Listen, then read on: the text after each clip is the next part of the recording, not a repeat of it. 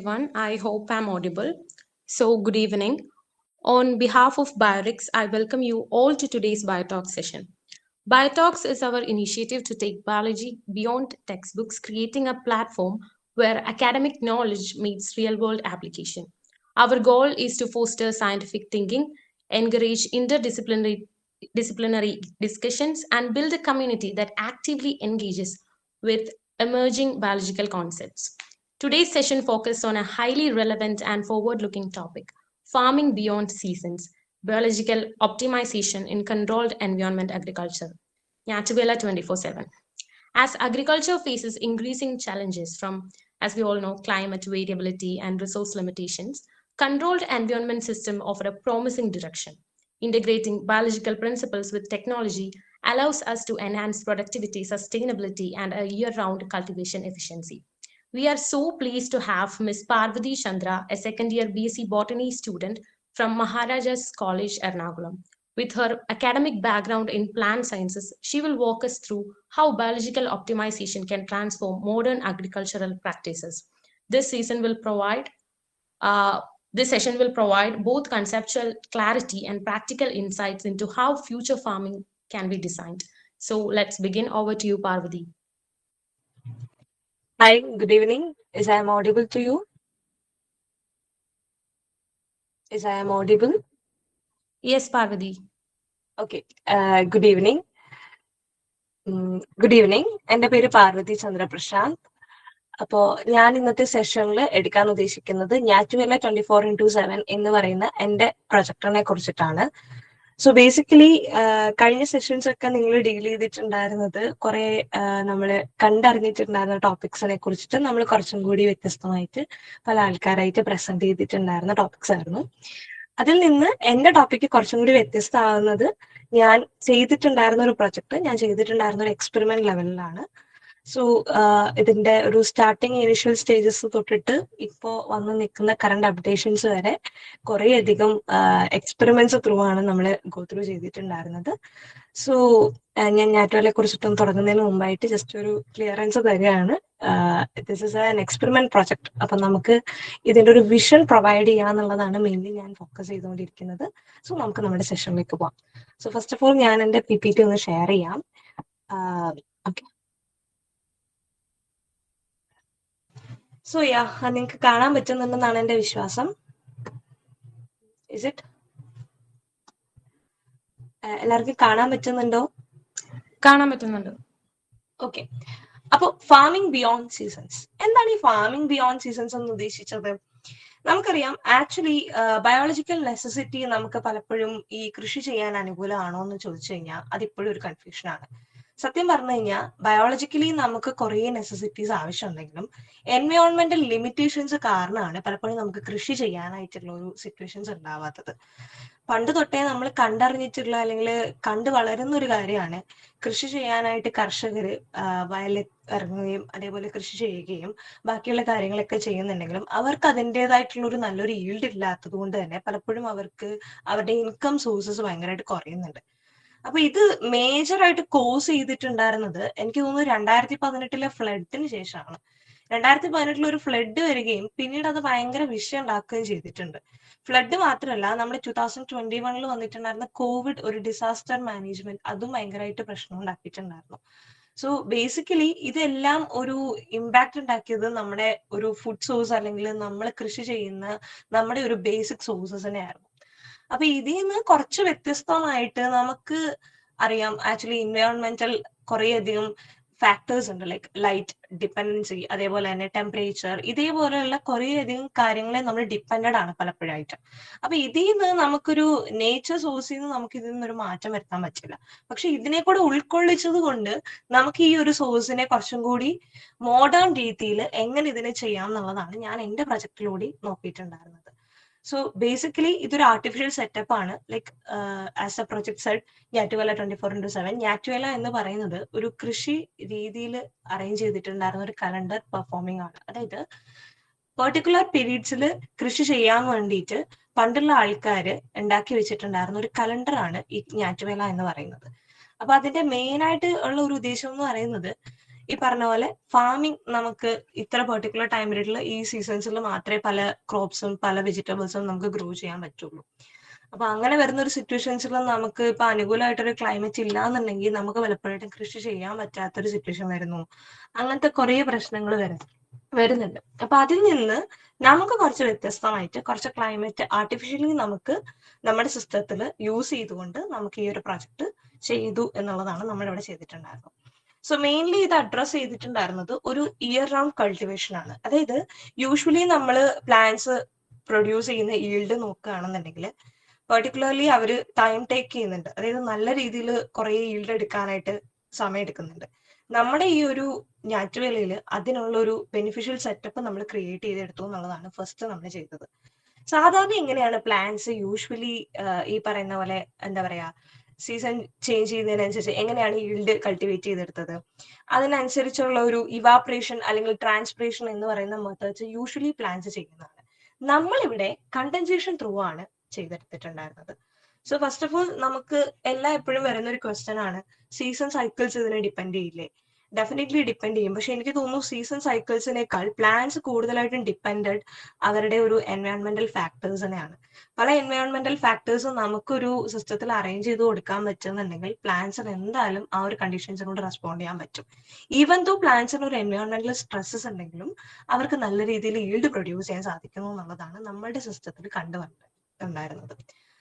So first of all നമ്മൾ face ചെയ്തിട്ടുണ്ടായിരുന്ന പല പല ലിമിറ്റേഷൻസ് ഉണ്ടായിരുന്നു. അതായത് നമ്മൾ ഈ ഒരു സിസ്റ്റം പ്രൊവൈഡ് ചെയ്യുമ്പോൾ ഇതിനകത്തുനിന്ന് എങ്ങനെ ഇതൊരു ലാർജ് സ്കെയിലിലേക്ക് കൊണ്ടുവരുമ്പോൾ ഇത് എങ്ങനെ ആൾക്കാർക്ക് ഉൾക്കൊള്ളാൻ പറ്റുമോ, അതേപോലെ നമുക്ക് ആ ഒരു ഫെസിലിറ്റീസിൽ മണി മാനേജിങ് ചെയ്യാൻ പറ്റുമോ, ഇങ്ങനെയുള്ള കുറേയധികം കൺഫ്യൂഷൻസ് ഉണ്ടായിരുന്നു. സോ നമ്മളിവിടെ ചെയ്തിട്ടുണ്ടായിരുന്ന ഫസ്റ്റ് ഇനിഷ്യൽ കുറച്ച് സ്റ്റേജസ് ഉണ്ടായിരുന്നു. അതായത് നമ്മൾ ഇവാപറേഷൻ ട്രാൻസ്പിറേഷൻ എന്ന് പറയുന്ന പ്ലാന്റ്സ് യൂഷ്വലി ചെയ്യുന്ന പ്രോസസ്സാണ്. വാട്ടർ അബ്സോർബ് ചെയ്തിട്ട് മിനറൽസ് എടുക്കുന്നു. ഇങ്ങനെ ലീവ്സിൽ നിന്ന് പ്ലാന്റ്സ് യൂഷ്വലി ചെയ്യുന്ന പ്രോസസ്സാണ്. ഇതിനെ ഒന്ന് മാറ്റി നമ്മൾ കണ്ടൻസേഷൻ ത്രൂ എന്ന് പറയുമ്പോഴത്തേക്കും നമ്മളിവിടെ ബേസിക്കലി ഇതിന്റെ ഒരു ഫസ്റ്റ് ടൈം എന്ന് പറയുന്നത് due drop cool root ഇന്റലി farms എന്നുള്ളതാണ് നമ്മുടെ മെയിൻ ആയിട്ട് നമ്മൾ ഈ പ്രൊജക്റ്റിൽ ചെയ്തിട്ടുണ്ടായിരുന്ന ഒരു കോൺസെപ്റ്റ് തിയറി. അപ്പോൾ ഇതിൽ ഡ്യൂ ഡ്രോപ്പ് മാനേജ്മെന്റ് എന്ന് പറയുന്നത് ത്രൂ കണ്ടൻസേഷൻ ആണ്, ബൈ ഇറിഗേഷൻ.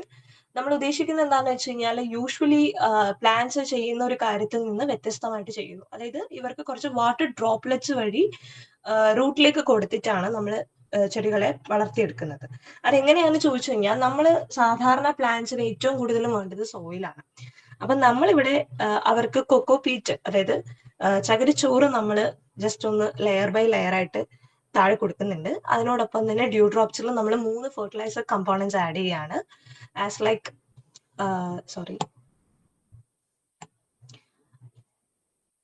ലൈക്ക് നമ്മള് പൊട്ടാസ്യം, അതേപോലെ തന്നെ ഫോസ്ഫറസ്, നൈട്രജൻ, ഇങ്ങനെ 3 തരത്തിലുള്ള ഫെർട്ടിലൈസർ കമ്പോണൻസ് നമ്മൾ ഡ്യൂ ഡ്രോപ്സിൽ ആഡ് ചെയ്യുകയും അത് കറക്റ്റ് ആയിട്ട് റൂട്ടിലേക്ക് പോവുകയും അത് റൂട്ട് അബ്സോർബ് ചെയ്യുന്നത് ത്രൂ നമ്മൾ ആക്ച്വലി ആ ഈൽഡ് പ്ലാന്റ് വളരുകയും ആ ഗ്രോത്തിലൂടെ ഈൽഡ് ഉണ്ടാകുകയാണ് ചെയ്യുന്നത്. അപ്പൊ നമ്മൾ ഈ സിസ്റ്റം ഫസ്റ്റ് ഇനിഷ്യലി നമുക്ക് സെറ്റ് ചെയ്യാനായിട്ട് കുറച്ച് പാടുണ്ടായിരുന്നു. കാര്യം ഇത് കണ്ടൻസേഷൻ എന്ന് പറയുന്ന ഒരു പ്രോസസ് ആക്ച്വലി നമ്മൾ പ്ലാന്റ്സിൽ യൂഷ്വലി ചെയ്യുന്ന ഒരു പ്രോസസ് അല്ല. അപ്പൊ ഇത് ചെയ്ത് കഴിഞ്ഞാൽ ഇത് വർക്ക്ഔട്ട് ആവുമോ എന്നുള്ളതായിരുന്നു നമ്മുടെ ഫസ്റ്റ് ഒരു ആകാംക്ഷ എന്ന് പറയുന്നത്. സോ ഫസ്റ്റ് ആ ഒരു കൺസേൺ ക്ലിയറൻസിന് വേണ്ടിയിട്ട് നമ്മൾ ഇത് ഫസ്റ്റ് ട്രൈ ഔട്ട് ചെയ്ത ചെടി എന്ന് പറയുന്നത് മുളകിന്റെ ചെടിയായിരുന്നു. അതിൽ നിന്ന് നമുക്ക് അത്യാവശ്യം ഈൽഡ് കിട്ടാൻ തുടങ്ങിയപ്പോഴാണ് നമ്മൾ കുറച്ചും കൂടി ഈ പറയുന്ന കാര്യങ്ങൾ കുറച്ചും കൂടി ഇംപ്ലിമെന്റ് ചെയ്യാൻ സ്റ്റാർട്ട് ചെയ്തത്. പിന്നെ നമ്മൾ കുറേയധികം എൻവയോൺമെന്റൽ വൾണറബിലിറ്റീസ് നമ്മൾ നേരിടേണ്ടി വന്നു. യൂഷ്വലി കണ്ടുവരുന്ന പെസ്റ്റുകള്, കാര്യങ്ങള്, ഇതൊരു ക്ലോസ് സിസ്റ്റത്തിനകത്ത് അറേഞ്ച് ചെയ്യുമ്പോൾ ഉണ്ടാവുന്ന പ്രശ്നങ്ങൾ, ഇതൊക്കെ നമുക്ക് എങ്ങനെ ഉണ്ടാവും എന്നുള്ളത് യൂഷ്വലി നമുക്ക് ആദ്യത്തെ ഒരു ഇനിഷ്യൽ സ്റ്റേജസിൽ കുറച്ച് പേടിപ്പെടുത്തിയിട്ടുണ്ടായിരുന്നെങ്കിലും പിന്നീട് നമുക്കത് ഇംപ്ലിമെന്റ് ചെയ്ത് വരുമ്പോൾ അതിനകത്ത് കുറെ ചേഞ്ചസ് ഒരുപാട് ആൾക്കാരുടെ അടുത്ത് റിസർച്ച് ചെയ്യുന്നതിലൂടെ നമുക്ക് കുറച്ചുകൂടി ക്ലിയറൻസ് കിട്ടുമെന്ന് നമുക്ക് മനസ്സിലായിട്ടുണ്ടായിരുന്നു. സോ ബേസിക്കലി ഒരു സീസണൽ ഈൽഡ് എന്നുള്ളതിനേക്കാൾ നമുക്കൊരു ഇയർ അറൗണ്ട് ഈൽഡ് ആണ് നമ്മളിവിടെ കൂടുതലായിട്ട് നോക്കിയിട്ടുണ്ടായിരുന്നത്. ആൻഡ് ഓഫ് കോഴ്സ് നമ്മൾ നോക്കിയിട്ടുണ്ടായിരുന്ന ട്രഡീഷണൽ സിസ്റ്റംസ്, ഇപ്പൊ ട്രഡീഷണൽ സിസ്റ്റംസിൽ യൂഷ്വലി കണ്ടുവരുന്ന സൈക്കിൾസിനെ മാറ്റി നിർത്തിക്കൊണ്ട് ഞാറ്റുവേലയ്ക്ക് അവിടെ ഉണ്ടായിരുന്നത് ഒരു ഹൈഡ്രോളജി, ഹൈഡ്രോപോണിക്സ് റിലേറ്റഡ് ആയിട്ടുള്ള കോൺസെപ്റ്റിനെ ഇൻട്രൊഡ്യൂസ് ചെയ്യുന്നതായിരുന്നു. ഹൈഡ്രോപോണിക്സ് നമ്മൾ ഇൻട്രൊഡ്യൂസ് ചെയ്ത സമയത്താണ് നമുക്ക് കുറച്ചും കൂടി മനസ്സിലായത് ഈൽഡ് പ്രൊഡ്യൂസ് ചെയ്യാൻ സാധിക്കും. ഈവൻ ദോ പ്ലാന്റ്സിൽ കുറെ സ്ട്രെസ്സസ് അനുഭവിച്ചാലും യൂഷ്വലി നമ്മൾ ഒരു ഓപ്പൺ ഫീൽഡ് സോഴ്സിൽ ചെയ്യുന്നതിനേക്കാൾ കുറച്ചും കൂടി ഈൽഡ് പ്രൊഡ്യൂസ് ചെയ്യാൻ സാധിച്ചു എന്നുള്ളത് നമുക്ക് മനസ്സിലായി. സാധാരണമായി കണ്ടുവരുന്ന ഗ്രീൻ ഹൗസ് ടെക്നോളജി വെച്ചിട്ട് നോക്കുമ്പോൾ നമുക്ക് അതിൽ നിന്ന് കുറച്ചും കൂടി വ്യത്യസ്തമായിട്ട് ഞാറ്റുവേലയിൽ കുറച്ച് ഇൻഡലി ഫാംസും കൂടി ചേർത്തിട്ടാണ് നമ്മൾ ചെയ്തിട്ടുണ്ടായിരുന്നത്. And development of irrigation, as we know that drip irrigation ഒരു സോഴ്സ് ആണിപ്പോൾ. അപ്പൊ ഡ്രിപ്പ് ഇറിഗേഷനും നമ്മളിവിടെ മാക്സിമം എനേബിൾ ചെയ്യാൻ നോക്കിയിട്ടുണ്ടായിരുന്നു, അതും നമ്മൾ ചെയ്തിട്ടുണ്ടായിരുന്നു. പിന്നെ ഇത് വെർട്ടിക്കൽ ഫാമിംഗ് അതേപോലെ അർബൻ ഫാമിങ്ങിന് വേണ്ടിയിട്ട് നമുക്ക് ഇത് യൂസ് ചെയ്യാനായിട്ട് പറ്റിയിട്ടുണ്ടായിരുന്നു. സോ അതൊക്കെയായിരുന്നു നമ്മുടെ പ്രോജക്റ്റിന്റെ ഏറ്റവും വലിയൊരു ഹൈലൈറ്റ് എന്ന് പറയുന്നത്. ആൻഡ് നമ്മൾ as we move on to the key biological principles in plant growth, നമുക്കറിയാം ലൈറ്റ് റിയാക്ഷൻ ത്രൂ ആണ് ഏതൊരു പ്ലാന്റും യൂഷ്വലി വളരുന്നത്. സോ നമുക്ക് ഇവിടെയും ഗ്രോ ലാമ്പ് അല്ലെങ്കിൽ ഒരു UV സെറ്റ് ചെയ്ത സമയത്ത് നമ്മളിങ്ങനെ ആലോചിക്കുന്നുണ്ടായ ഒരു മെയിൻ റീസൺ എന്ന് വെച്ച് കഴിഞ്ഞാൽ UV അല്ലെങ്കിൽ ഗ്രോ ലാമ്പ് ഒരു പെർട്ടിക്കുലർ ടൈം പീരീഡ് കഴിയുമ്പോൾ ഇത് ആക്ച്വലി പ്ലാന്റ്സിനെ കുറച്ചും കൂടി ഇല്ലാണ്ടാക്കും എന്നുള്ള ഒരു ടെൻഷൻ നമുക്കുണ്ടായിരുന്നു. അപ്പൊ നമ്മള് ലൈറ്റ് LED സ്പെക്ട്രം നമ്മൾ ട്യൂൺഡ് ആയിട്ടാണ് നമ്മൾ കൂടുതലായിട്ടും കൊടുത്തിട്ടുണ്ടായിരുന്നത്. സോ ഫസ്റ്റ് ഓഫ് ഓൾ നമ്മൾ ഫോട്ടോസിന്തറ്റിക്കലി ആക്റ്റീവ് ആയിട്ടുള്ള റേഡിയേഷൻസിന്റെ ഒരു റേഞ്ച് സെറ്റ് ചെയ്തു എന്നുള്ളതാണ് ചെയ്തത്. സോ 400 to 700 നാനോമീറ്റർ ഒരു റേഞ്ച് നമ്മൾ ഫോട്ടോസിന്തസിന് ആവശ്യമായിട്ടുള്ള പ്രോസസ് ആയതുകൊണ്ട്, ഐ മീൻ ഫോട്ടോസിന്തസിസ് നടക്കാൻ വേണ്ടിയിട്ടുണ്ടായിരുന്ന ഒരു സംഭവം ആയതുകൊണ്ട് നമ്മൾ അത് കുറച്ചും കൂടി ബെനിഫിഷ്യൽ ആയിട്ടുള്ള രീതിയിൽ ഇൻട്രൊഡ്യൂസ് ചെയ്യുകയും അത് പിന്നീട് നമുക്ക് നല്ലൊരു രീതിയിൽ ഫോട്ടോസിന്തസിസ് വഴി നമ്മുടെ പ്ലാന്റ്സിന് നല്ലൊരു ഈൽഡ് തരാനും സാധിച്ചിട്ടുണ്ടായിരുന്നു. ആൻഡ് ഓഫ് കോഴ്സ് നമ്മൾ റൂട്ട്സ് ഓൺ, നമ്മൾ ആക്ച്വലി ഇവിടെ പറഞ്ഞു ഇതൊരു കൂൾ റൂട്ട് സിസ്റ്റം ആണ് പറയുന്നത്. യൂഷ്വലി ചെയ്യുന്നതിനേക്കാൾ കൂൾ റൂട്ട് സിസ്റ്റത്തിൽ ഇതിനെ അബ്സോർബ് ചെയ്യാനായിട്ടും അതേപോലെ തന്നെ ന്യൂട്രിയന്റ് അപ്ടേക്ക് നടത്തുന്നതോടുകൂടി ഇവരുടെ ആ ഒരു ഡ്രിപ്പ് ഇറിഗേഷൻ എന്നതിനേക്കാൾ mainly due drop irrigation through ഇവർക്ക് കുറച്ചും കൂടി അതിനെ ന്യൂട്രിയന്റ് അപ്ടേക്ക് അബ്സോർബ് ചെയ്യാനായിട്ട് സാധിക്കുന്നുണ്ട്. സോ ദാറ്റ് നമുക്ക് വാട്ടർ അധികം ലോസ്റ്റ് ആയി പോകുന്നില്ല. ഈ ഒരു സിസ്റ്റം ഇൻട്രൊഡ്യൂസ് ചെയ്യുന്നതോടുകൂടി നമ്മുടെ വാട്ടർ ലോസ്റ്റ് കുറയ്ക്കുന്നതിനോടൊപ്പം തന്നെ നമുക്ക് കുറച്ചും കൂടി ഈൽഡ് നന്നായിട്ട് കിട്ടിയെന്നുള്ളതായിരുന്നു. സോ എറേഷൻ അതേപോലെ ഉള്ള പ്രോസസ്സുകളൊക്കെ നമുക്ക് കുറച്ചും കൂടി പ്രിവെന്റ് ചെയ്യാനും സോയിൽ എറോഷൻ പ്രിവെന്റ് ചെയ്യാനും ഒക്കെ നമ്മളെ കൊണ്ട് സാധിച്ചിട്ടുണ്ടായിരുന്നു ഈ പ്രൊജക്റ്റിലൂടെ. സോ ബേസിക്കലി നമുക്ക് ഇപ്പോഴും ശരിക്കും പറഞ്ഞെങ്കിൽ ഇപ്പോഴും മലയാളികൾക്കും അതേപോലെ കൃഷി ചെയ്യുന്ന ഒരു ഒട്ടുമിക്ക ആൾക്കാർക്കും ഒരു എൻവയോൺമെന്റ് സെറ്റ് ചെയ്ത് കൊടുത്തു കഴിഞ്ഞാൽ പ്ലാന്റ്സ് നന്നായിട്ട് റെസ്പോണ്ട് ചെയ്യും എന്നുള്ളതാണ് നമ്മൾ ഇതിൽ നിന്ന് മനസ്സിലാക്കിയത്. ബയോളജിക്കൽ നെസസിറ്റിയുടെ ആവശ്യമുണ്ടോ എന്ന് ചോദിച്ചു കഴിഞ്ഞാൽ പലപ്പോഴും അതൊരു എൻവയോൺമെന്റൽ ഫാക്ടേഴ്സിനെ അഫക്ട് ചെയ്യുന്നതുപോലെയാണ് നമുക്ക് തോന്നിയിട്ടുണ്ടായിരുന്നത്. ആൻഡ് ദെൻ നമ്മൾ മോഡേൺ എൻവയോൺമെന്റ് കൺട്രോൾഡ് ആയിട്ടുള്ള ഒരു എൻവയോൺമെന്റ് അഗ്രികൾച്ചർ ക്രിയേറ്റ് ചെയ്ത സമയത്ത് നമ്മൾ ഇന്റലി ഫാംസിനാണ് കൂടുതലായിട്ടും പ്രിഫറൻസ് കൊടുത്തിട്ടുണ്ടായിരുന്നത്, വിച്ച് മീൻസ് AI കൺട്രോൾഡ് ആയിട്ട്. അതായത് നമുക്കറിയാം കർഷകർ ഇപ്പോൾ കൂടുതലായിട്ടും വാട്ടർ പമ്പിങ് അതേപോലെയുള്ള കാര്യങ്ങൾ പിന്നെ മാനുവലി അവർക്ക് ചെയ്യേണ്ടതായിട്ട് വരുന്ന ഒരുപാട് കാര്യങ്ങളുണ്ട്. സോ അവരുടെ ഹെൽത്തും ബാക്കിയുള്ള കാര്യങ്ങളും ഒക്കെ പ്രയോറിറ്റൈസ് ചെയ്തത് കൊണ്ട് തന്നെ നമ്മൾ ഈ ഒരു കാര്യം ഇപ്പം അവരുടെ ഹെൽത്ത് എന്നുള്ളതിനേക്കാൾ നമ്മളിപ്പോൾ പുറത്തേക്ക് എവിടെയെങ്കിലും പോവാണ്, ദൂരയാത്രയ്ക്ക് എവിടെയെങ്കിലും പോവാണ്, പ്ലാന്റ്സിന് പലപ്പോഴും കൃത്യമായിട്ടൊരു ഈൽഡ് കിട്ടുന്നില്ല അല്ലെങ്കിൽ ഒരു സബ്സിക്വന്റ് ആയിട്ടുള്ള അവർക്ക് വേണ്ടിയിട്ടുള്ള കുറെ എൻവയോൺമെന്റൽ ഫാക്ടേഴ്സ് ലൈക്ക് വാട്ടർ അവർക്ക് വേണ്ട ഒരു സോഴ്സസ് കിട്ടുന്നില്ല എന്നുണ്ടെങ്കിൽ നമ്മൾ എങ്ങനെ ഇതിനകത്തേക്ക് ഇൻട്രൊഡ്യൂസ് ചെയ്യും? സോ അവിടെയാണ് നമ്മൾ ഇതിനകത്ത് ഇന്റലി ഫാംസിനെ ഇൻട്രൊഡ്യൂസ് ചെയ്തിട്ടുണ്ടായിരുന്നത്, വിച്ച് മീൻസ് നമ്മൾ കുറച്ച് AI കൺട്രോൾഡ് ആയിട്ടുള്ള മോണിറ്റേഴ്സ് സെൻസേഴ്സ് ഒക്കെ നമ്മൾ ഇതിനകത്ത് ഇൻട്രൊഡ്യൂസ് ചെയ്തു. ആൻഡ് ഓൾസോ നമ്മൾ നേരത്തെ പറഞ്ഞു ഫെർട്ടിലൈസേഴ്സ് 3 കമ്പോണൻസ് വെച്ചിട്ടാണ് നമ്മൾ ഇതിനെ ആഡപ്പ് ഓൺ ചെയ്തിട്ടുണ്ടായിരുന്നത്. സോ ഇനിഷ്യൽ സ്റ്റേജസിൽ നമ്മൾ ഈ ഒരു ബാക്ക് ഫ്ലോ പ്രിവെന്റ് ചെയ്യാനായിട്ട്, അതായത് നമ്മൾ നല്ല ഫെർട്ടിലൈസേഴ്സ് അതിലേക്ക് പോയിട്ട് ബാക്ക് തിരിച്ചു വരുന്ന ഇതിലേക്ക് കലർത്തി വരാണ്ടിരിക്കാനായിട്ട് നമ്മളൊരു ബാക്ക് ഫ്ലോ പ്രിവെൻഷനും കൂടി കൊടുത്തിട്ടുണ്ടായിരുന്നു. ആൻഡ് ദെൻ ലേറ്റർ നമ്മൾ കുറെ അധികം റിസർച്ച് ഗ്യാപ്പുകൾ നമുക്ക് ഉണ്ടായിട്ടുണ്ട്. ലൈക്ക് ഇപ്പം യൂഷ്വലി പ്ലാന്റ്സ് മെയിൻറ്റെയിൻ ചെയ്യുന്ന നമ്മൾ ഹ്യൂമൻസിനെ പോലെ തന്നെ മെയിൻറ്റെയിൻ ചെയ്യുന്ന ഒരു സർക്കിൾ ഉണ്ട്, ഒരു സൈക്കിൾ ഓഫ് ഇതുണ്ട്. അത് ഇവർക്ക് എത്രത്തോളം പറ്റുന്നുണ്ടെന്നുള്ളത് നമുക്ക് ഫസ്റ്റ് ഒരു ഇനിഷ്യൽ സ്റ്റേജിലൊക്കെ ഭയങ്കര ടെൻഷനായിരുന്നു. പക്ഷെ പോകെ പോകെ നമുക്ക് മനസ്സിലായ ഒരു കാര്യം, പ്ലാന്റ്സിന്റെ സൈക്കിളിൽ അവർ റിതമിലി തെറ്റുന്നുണ്ടെങ്കിലും ഈ ഒരു സംഭവം അവർക്ക് ഇൻട്രൊഡ്യൂസ് ചെയ്യുന്നത് കൊണ്ടുകൂടി അവർക്ക് നമ്മുടെ മെയിൻ ആയിട്ടുള്ള ഉദ്ദേശം ഈൽഡ് പ്രൊഡക്റ്റീവ് ആയിട്ട് വരിക എന്നുള്ളതാണ്. അത് നടക്കുന്നുണ്ട്.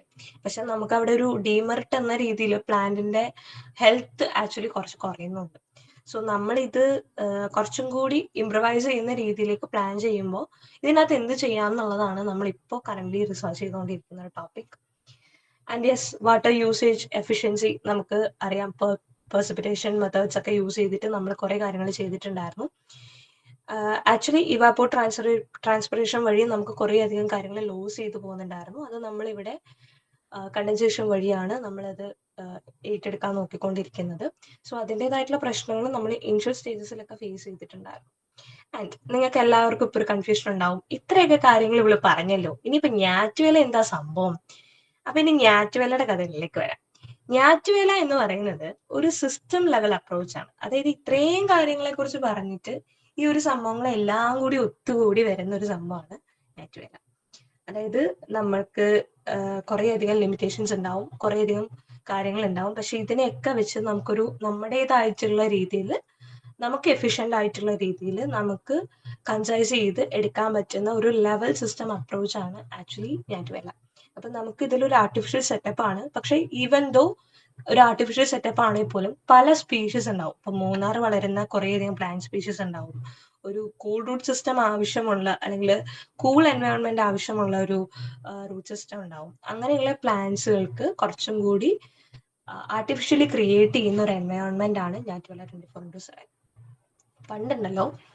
പണ്ട് പോർച്ചുഗീസുകാരുണ്ടല്ലോ, ഇവര് നമ്മുടെ നാട്ടിൽ വന്നിട്ട് ഇങ്ങനെ കുരുമുളകിന്റെ വള്ളി പൊട്ടിച്ചു പോകുന്ന ഒരു കഥയുണ്ട്. അപ്പൊ അവിടുത്തെ ഒരു തമ്പ്രാൻ പറഞ്ഞൊരു കാര്യം എന്താന്ന് വെച്ച് കഴിഞ്ഞാൽ, അവര് വള്ളി കൊണ്ടുപോയിക്കോട്ടെ, അവർക്ക് കൊണ്ടുപോകാലോ, പക്ഷെ നമുക്ക് അവരുടെ ഞാറ്റുവേല കൊണ്ടുവരാനോ അല്ലെങ്കിൽ അവർക്ക് നമ്മുടെ ഞാറ്റുവേല കൊണ്ടുപോകാനോ പറ്റില്ലല്ലോ. ബേസിക്കലി ഞാറ്റുവേല എന്ന് പറയുന്നത് ഒരു സീസൺ ആണ്, ലൈക്ക് ആൾക്കാരുണ്ടാക്കി വെച്ചിരിക്കുന്ന ഒരു സീസൺ ആണ്. പക്ഷെ നമ്മൾ കണ്ടുവരുന്നതും ഇതേ സീസൺസിൽ അപ്രോച്ച് ചെയ്തിട്ടുള്ള കാര്യങ്ങളാണ്. സോ അതിനെ ഒന്ന് മാറ്റിപ്പൊറിക്കാനായിട്ടാണ് ഞാറ്റുവേല നോക്കിക്കൊണ്ടിരിക്കുന്നത്. ആൻഡ് ദാറ്റ്സ് ഹൗ എൻ്റെ പ്രൊജക്ട് അങ്ങനെയാണ് വർക്ക് ചെയ്തുകൊണ്ടിരിക്കുന്നത് ഇപ്പോൾ. സോ സിസ്റ്റം മെത്തഡോളജിയിലേക്ക് വരികയാണെന്നുണ്ടെങ്കിൽ നമുക്ക് അവിടെ കുറേയധികം എൻവയോൺമെന്റൽ ഇൻപുട്സ് ഉണ്ടായിരുന്നു. ലൈക്ക് LED ലൈറ്റിംഗ്, ഞാൻ നേരത്തെ പറഞ്ഞിട്ടുണ്ടായിരുന്നു. LED ലൈറ്റിംഗ് നമുക്ക് ആക്ച്വലി ഫോട്ടോ പീരിയോഡിക്സ് പോലെയുള്ള സംഭവങ്ങളെ തടയാനായിട്ടാണ് നമ്മൾ കൂടുതലായിട്ട് നോക്കിക്കൊണ്ടിരുന്നിട്ടുണ്ടായിരുന്നത്. ആൻഡ് സെൻസർ നെറ്റ്വർക്കിംഗ് നമുക്ക് കുറച്ചും കൂടി നമ്മുടെ ഈ ഒരു ഫാം ടെക്നോളജീനെ കുറച്ചും കൂടി ഡെവലപ്പ് ചെയ്യാൻ സഹായിച്ചിട്ടുണ്ട്. പിന്നെ ഒരുപാടധികം കൺട്രോൾ മെക്കാനിസംസ് ഉണ്ടായിരുന്നു. ബിക്കോസ് പ്ലാന്റിന്റെ ഗ്രോത്ത് സ്റ്റേജും എൻവയോൺമെന്റൽ ഡിവിഷൻസ് ഒക്കെ വരാണ്ടിരിക്കാനായിട്ട് നമ്മൾ കുറച്ച് കൺട്രോൾ മെക്കാനിസംസും അതിൽ യൂസ് ചെയ്തിട്ടുണ്ടായിരുന്നു. And the core technology components is due drop. ഞാൻ നേരത്തെ പറഞ്ഞിരുന്നു, കണ്ടൻസേഷൻ ബേസ്ഡ് ആയിട്ടുള്ള ഒരു ഇറിഗേഷൻ ആയതുകൊണ്ട് തന്നെ കണ്ടൻസിങ് ആണ് ഇവിടെ മെയിൻ ആയിട്ട് ചെയ്തിട്ടുണ്ടായിരുന്നത്. സോ നമുക്ക് വാട്ടർ ലോസ്റ്റ് പ്രിവെന്റ് ചെയ്യാനും വാട്ടർ അബ്സോർബ് ചെയ്തുകൊണ്ട് തന്നെ നമുക്ക് നമ്മുടെ പ്ലാന്റ്സിന്റെ ഈൽഡ് വർദ്ധിപ്പിക്കാനുമാണ് നമ്മൾ കൂടുതലായിട്ട് നോക്കിക്കൊണ്ടിട്ടുണ്ടായിരുന്നത്. പിന്നെ കണ്ടിന്യൂസ് ആയിട്ടുള്ള ഒരു LED കൊടുക്കുമ്പോൾ നമുക്ക് അതിൻ്റെതായിട്ടുള്ള ഒരു ബുദ്ധിമുട്ടും ഉണ്ടായിരുന്നു. ലൈക്ക് ഇതെങ്ങനെ ഈ പ്ലാനിൽ വർക്ക്ഔട്ട് ആവും എന്നുള്ള ഒരു സംഭവമായിരുന്നു നമ്മളിങ്ങനെ ആലോചിച്ചുകൊണ്ടിരുന്നത്. പക്ഷെ നമുക്ക് മനസ്സിലായ ഒരു കാര്യം, ലൈക്ക് ഇപ്പൊ ഫ്ലാറ്റിലൊക്കെ താമസിക്കുന്ന ആൾക്കാരാണെന്നുണ്ടെങ്കിൽ ഡെഫിനറ്റ്ലി അവർ ഗ്രോ ലാമ്പ് വെച്ചിട്ടാണ് ചെടികൾ വളർത്തിക്കൊണ്ടിരുന്നത്. സോ റെഡ് ആൻഡ് ബ്ലൂ ഇത് രണ്ടുമാണ് മെയിൻലി യൂസ് ചെയ്യാൻ പറ്റുന്ന ഏറ്റവും ബെനിഫിഷ്യൽ ആയിട്ടുള്ള കളേഴ്സ്. അതിൽ തന്നെ മിക്സ്ഡ് ആയിട്ടുള്ള കളേഴ്സ് യൂസ് ചെയ്ത് കഴിഞ്ഞാൽ അത്രയും ബെനിഫിഷ്യൽ ആണ് പ്ലാന്റ്സിന്റെ ഗ്രോത്തിന് എന്നുള്ളതാണ് പറയുന്നത്. പക്ഷെ ഫ്രൂട്ടിങ്ങിനായിട്ട് റെഡും അതേപോലെ ബഡിങ്ങിനായിട്ട് ഏറ്റവും നല്ലത് യെല്ലോ ആണ്, ബ്ലൂ ആണെന്നുള്ളതാണ് ഇപ്പോഴത്തെ കറന്റ് സ്റ്റഡീസിൽ ഇപ്പോൾ കളേഴ്സിനെ പറ്റിയിട്ട് പറഞ്ഞുകൊണ്ടിരിക്കുന്നത്. നമ്മൾ LED ഇൻട്രൊഡ്യൂസ് ചെയ്ത സമയത്ത് നമുക്ക് ഫസ്റ്റ് ഒരു ഇനിഷ്യൽ സ്റ്റേജസിലൊക്കെ നമുക്കൊരു കൺസേൺ എന്ന് വെച്ച് കഴിഞ്ഞാൽ ഈ LED എഫക്ട് ചെയ്യുമോ പ്ലാന്റിനെ എന്നുള്ളതാണ്. പക്ഷെ പ്ലാന്റിനെ എഫക്ട് ചെയ്താലും പ്ലാന്റിന്റെ ഈൽഡിനെ കുറയ്ക്കുന്നില്ല എന്നുള്ളതായിരുന്നു നമുക്ക് ഏറ്റവും കിട്ടിയിട്ടുണ്ടായിരുന്ന ഒരു ബെനിഫിഷ്യൽ ആയിട്ടുള്ള ഒരു കാര്യം. പിന്നെ നമുക്ക് എല്ലാവർക്കും ഉള്ള പോലെ തന്നെ കുറേ അധികം അൺആൻസേർഡ് ആയിട്ടുള്ള കുറേ ക്വസ്റ്റ്യൻസ് നമ്മൾ ഫൈൻഡ് ഔട്ട് ചെയ്തു. ലൈക്ക് എങ്ങനെ ഫോട്ടോസിന്തസിസ് ഒക്കെ നടക്കുന്നില്ലാത്ത ഒരു നോർമൽ ആയിട്ട് നടക്കുന്നുണ്ട് ഒരു പ്രോസസ്സിനെ നമ്മൾ ഇങ്ങനെ കൊണ്ടുവരുമ്പോൾ എങ്ങനെയായിരിക്കും ഇത് ഇംപ്ലിമെന്റ് ചെയ്ത് വരിക എന്നുള്ളൊരു കോൺസെപ്റ്റ് നമുക്ക് എല്ലാവർക്കും ഉണ്ടായിരുന്നു. അത് ഫസ്റ്റ് ഇനിഷ്യൽ സ്റ്റേജസിൽ നമുക്ക് ഉണ്ടായിരുന്നെങ്കിലും പിന്നീട് അത് ഉണ്ടായിട്ടില്ല. അത് നമ്മൾ അതിനെ പറ്റിയിട്ട് സ്റ്റഡി ചെയ്തുകൊണ്ടിരിക്കുകയാണ് ഇപ്പോഴും. പിന്നെ മെറ്റബോളിക് ആയിട്ടുള്ള ആക്ടിവിറ്റീസ്, ലൈക്ക് നമ്മൾ കോൺസ്റ്റന്റ് ആയിട്ടുള്ള ഒരു റൂട്ട് സോൺ നമ്മൾ സെറ്റ് ചെയ്യാൻ വേണ്ടിയിട്ട് ഒരു ഒപ്റ്റിമൽ ടെമ്പറേച്ചർ നമ്മൾ സെറ്റ് ചെയ്തിട്ടുണ്ടായിരുന്നു. നമ്മൾ ഇതിനകത്ത് ഒരു കോപ്പർ കമ്പി നമ്മൾ ഇതിനകത്ത് ആഡ് ചെയ്തിട്ടുണ്ടായിരുന്നു. കാര്യം ഈ കോപ്പറിനൊരു പ്രത്യേകത ഉണ്ട്. ലൈക്ക് താഴെ ഉള്ള ഒരു കൂൾ റൂട്ടിങ് കൊടുക്കാനായിട്ട്, ഒരു കൂൾ എൻവയോൺമെന്റ് സൃഷ്ടിക്കാനായിട്ട് ഈ ഡ്യൂ ഡ്രോപ്സ് എപ്പോഴാണോ ഇവിടെ വന്ന് വീഴുന്നത് ആ സമയത്ത് കുറച്ചും കൂടി അവർക്ക് അതിന് ഇലാബറേറ്റ് ചെയ്ത് അതിന്റെ താഴേക്ക് ആ ഒരു മെറ്റബോളിക് ആക്ടിവിറ്റീസ് കുറച്ചുകൂടി കൂട്ടിക്കൊടുക്കാനായിട്ട് കോപ്പറിന് സാധിച്ചിട്ടുണ്ടായിരുന്നു. അതായിരുന്നു നമ്മൾ കോപ്പർ എലമെന്റ് ആയിട്ട് ഇവിടെ യൂസ് ചെയ്തിട്ടുണ്ടായിരുന്നു. ആൻഡ് യെസ്, ഇത് ബാക്കിയുള്ള ന്യൂട്രിയൻ സൈക്ലിങ്ങിനും ബാക്കിയുള്ള കാര്യങ്ങളെയൊക്കെ ചെറുതായിട്ടൊക്കെ അഫക്റ്റ് ചെയ്തിട്ടുണ്ടായിരുന്നു. ബേസിക്കലി അഫക്റ്റ് ചെയ്തു എന്ന് പറയുന്നുണ്ടെങ്കിലും ഇതിന് കുറെ കാര്യങ്ങൾ വെച്ച് നോക്കുമ്പോൾ ഇത് വളരുന്നുണ്ടായിരുന്നു, ഈൽഡ് തരുന്നുണ്ടായിരുന്നു എന്നുള്ളതായിരുന്നു നമ്മളുടെ ഏറ്റവും വലിയൊരു ഹാപ്പി മൊമെന്റ്. പക്ഷെ നമുക്കിപ്പോഴും കുറെ കാര്യങ്ങളുണ്ട്. അതായത് ഇപ്പോ ഒരു പെസ്റ്റ് കൺട്രോൾ അങ്ങനത്തെ കുറെ കാര്യങ്ങളൊക്കെ വരുമ്പോൾ നമ്മൾ ഇപ്പോഴും ഇവിടെ കുറച്ച് സ്റ്റക്കാണ്. അപ്പൊ ഇങ്ങനെ വരുന്ന സിറ്റുവേഷൻസിൽ എങ്ങനെ ടാക്കിൾ ചെയ്യും, ഇതാണ് നമ്മളിപ്പോ ഗോ ത്രൂ ചെയ്തുകൊണ്ടിരിക്കുന്ന റിസർച്ച്. ലൈക്ക് ഒരു അബ്നോർമൽ ആക്ടിവിറ്റി കാണിക്കുന്ന ഒരു പ്ലാന്റ് ആണെന്നുണ്ടെങ്കിൽ അതിനെ നമ്മൾ എങ്ങനെ ഈ ഒരു സിസ്റ്റത്തിലേക്ക് കൊണ്ടുവരുമ്പോൾ ഇതിൽ എന്താണ് നടക്കാൻ പോകുന്ന പ്രോസസ്, ഇങ്ങനെയുള്ള കാര്യങ്ങളാണ് ഇപ്പൊ നമ്മൾ കറന്റ് സ്റ്റഡി ചെയ്തുകൊണ്ടിരിക്കുന്നത്. സോ ഇതാണ് നാച്ചുവേല 24x7 എന്ന് പറയുന്ന ഒരു research project. As for now ഇത് എൻ്റെ വേറൊരു പ്രോജക്റ്റ് ഉണ്ട് ത്രിനേത്ര, അതിനോടും അനുബന്ധിച്ച് നിൽക്കുന്നതാണ്. ത്രിനേത്ര ആക്ച്വലി ഇതുമായിട്ട് അനുബന്ധിച്ച് നിൽക്കുന്ന വേറൊരു കോൺസെപ്റ്റ് ആണ്, പക്ഷെ അത് വേറൊരു രീതിയിലാണെന്ന് മാത്രം. പക്ഷെ ത്രിനേത്ര ആൻഡ് നാറ്റുവേല ഇത് രണ്ടും ഏകദേശം ഒരേപോലെ വരുന്ന ഒരു കോൺസെപ്റ്റിൽ വരുന്നതാണ്. സോ ദിസ് ഇസ് ഹൗ നാറ്റുവേല. Hello,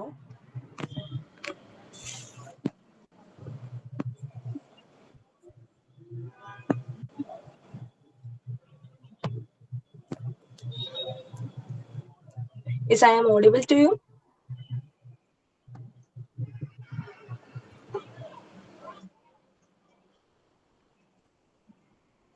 Hello.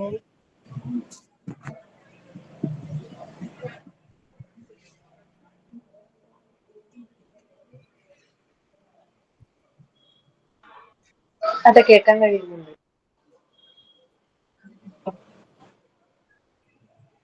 അപ്പോ ഇതൊക്കെയാണ് നാറ്റുവേല എന്ന് പറയുന്ന ഒരു കുഞ്ഞു പ്രൊജക്ട്. ആക്ച്വലി എനിക്ക് നാറ്റുവേലയെ കുറിച്ച് കണ്ടുവരുന്ന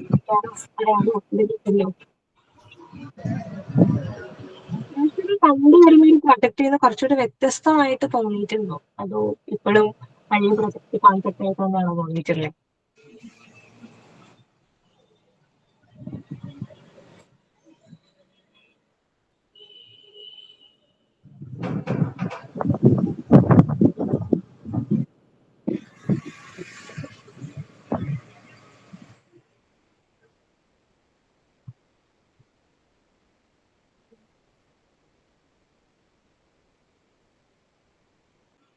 സാധാരണ ഗ്രീൻ ഹൗസ് ഫെസിലിറ്റീസ് എന്ന് പറയുമ്പോഴത്തേക്കിനും അവിടെ നമുക്ക് ചിലതായിട്ട് ഡ്രിപ്പ് ഇറിഗേഷൻ സിസ്റ്റം മാത്രം ഇൻട്രൊഡ്യൂസ് ചെയ്യാൻ പറ്റുള്ളൂ. അപ്പോൾ ആ ഒരു ഫെസിലിറ്റീസിൽ നിന്ന് കുറച്ചുകൂടി മാറ്റിയിട്ട് നമുക്കിവിടെ സീസണൽ ആയിട്ടുള്ള കാര്യങ്ങളെ കുറച്ചുകൂടി അറേഞ്ച് ചെയ്യാൻ പറ്റുന്നുണ്ട്. അതാണ് നമ്മളുടെ ഈ ഒരു ഫാമിങ്ങിൽ മെയിൻ ആയിട്ട് നോക്കിയിട്ടുണ്ടായിരുന്നത്. പോളി ഹൗസ് ഫാമിംഗ് ഏകദേശം പറഞ്ഞു കഴിഞ്ഞാൽ നമ്മുടെ എക്യുപ്മെന്റ് കണ്ടു കഴിഞ്ഞാൽ ഏകദേശം പോളി ഹൗസ് പോലെ തന്നെയാണ് ഇരിക്കുന്നത്. പക്ഷെ നമ്മൾ ഇതിനകത്ത് കുറച്ചും കൂടി ഇംപ്ലിമെന്റ് ചെയ്തതെന്ന് വെച്ച് കഴിഞ്ഞാൽ സീസൺസിനെ അറേഞ്ച് ചെയ്തിട്ടുള്ള ഒരു സംഭവം നമ്മൾ ക്രിയേറ്റ് ചെയ്യുന്നു എന്നുള്ളതാണ്. ബേസിക്കലി അതൊരു മോണിറ്ററിങ്, അതായത് സെൻസേഴ്സ് ഉപയോഗിച്ചിട്ട് മോണിറ്റർ ചെയ്യാൻ പാകത്തിനും അതേപോലെ തന്നെ കൂൾ റൂട്ട് സിസ്റ്റം ഇൻട്രൊഡ്യൂസ് ചെയ്തു. അങ്ങനത്തെ കുറച്ച് ബേസിക് ആയിട്ടുള്ള റിവേഴ്സ് പാറ്റേണിലുള്ള കുറച്ച് സിസ്റ്റംസ് നമ്മൾ ഇൻട്രൊഡ്യൂസ് ചെയ്തു. കണ്ടൻസേഷൻ വഴി നമുക്ക് ചെയ്യാൻ പറ്റും.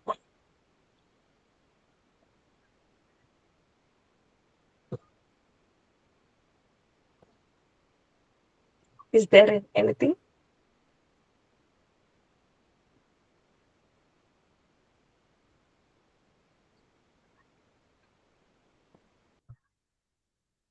ഇത് എത്ര നാളായി ചെയ്ത് തുടങ്ങിയിട്ട്? ഞാനിപ്പോ 2018 ഇതിന്റെ ഒരു സംഭവം തുടങ്ങിയത്.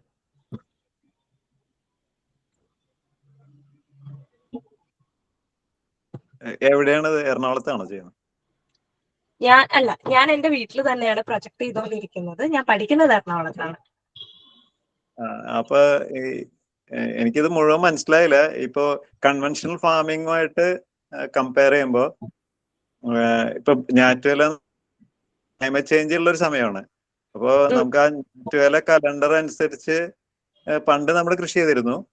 പക്ഷെ ഇപ്പൊ ഞങ്ങള് പൊക്കാളി ഫാമിംഗ് ചെയ്യുന്ന ആൾക്കാരാണ് വൈപ്പിനില്. പക്ഷെ ജൂൺ മുമ്പ് നമുക്ക് ജൂൺ 1 തന്നെ നമുക്ക് മഴ തുടങ്ങും ഇവിടെ, മൺസൂൺ.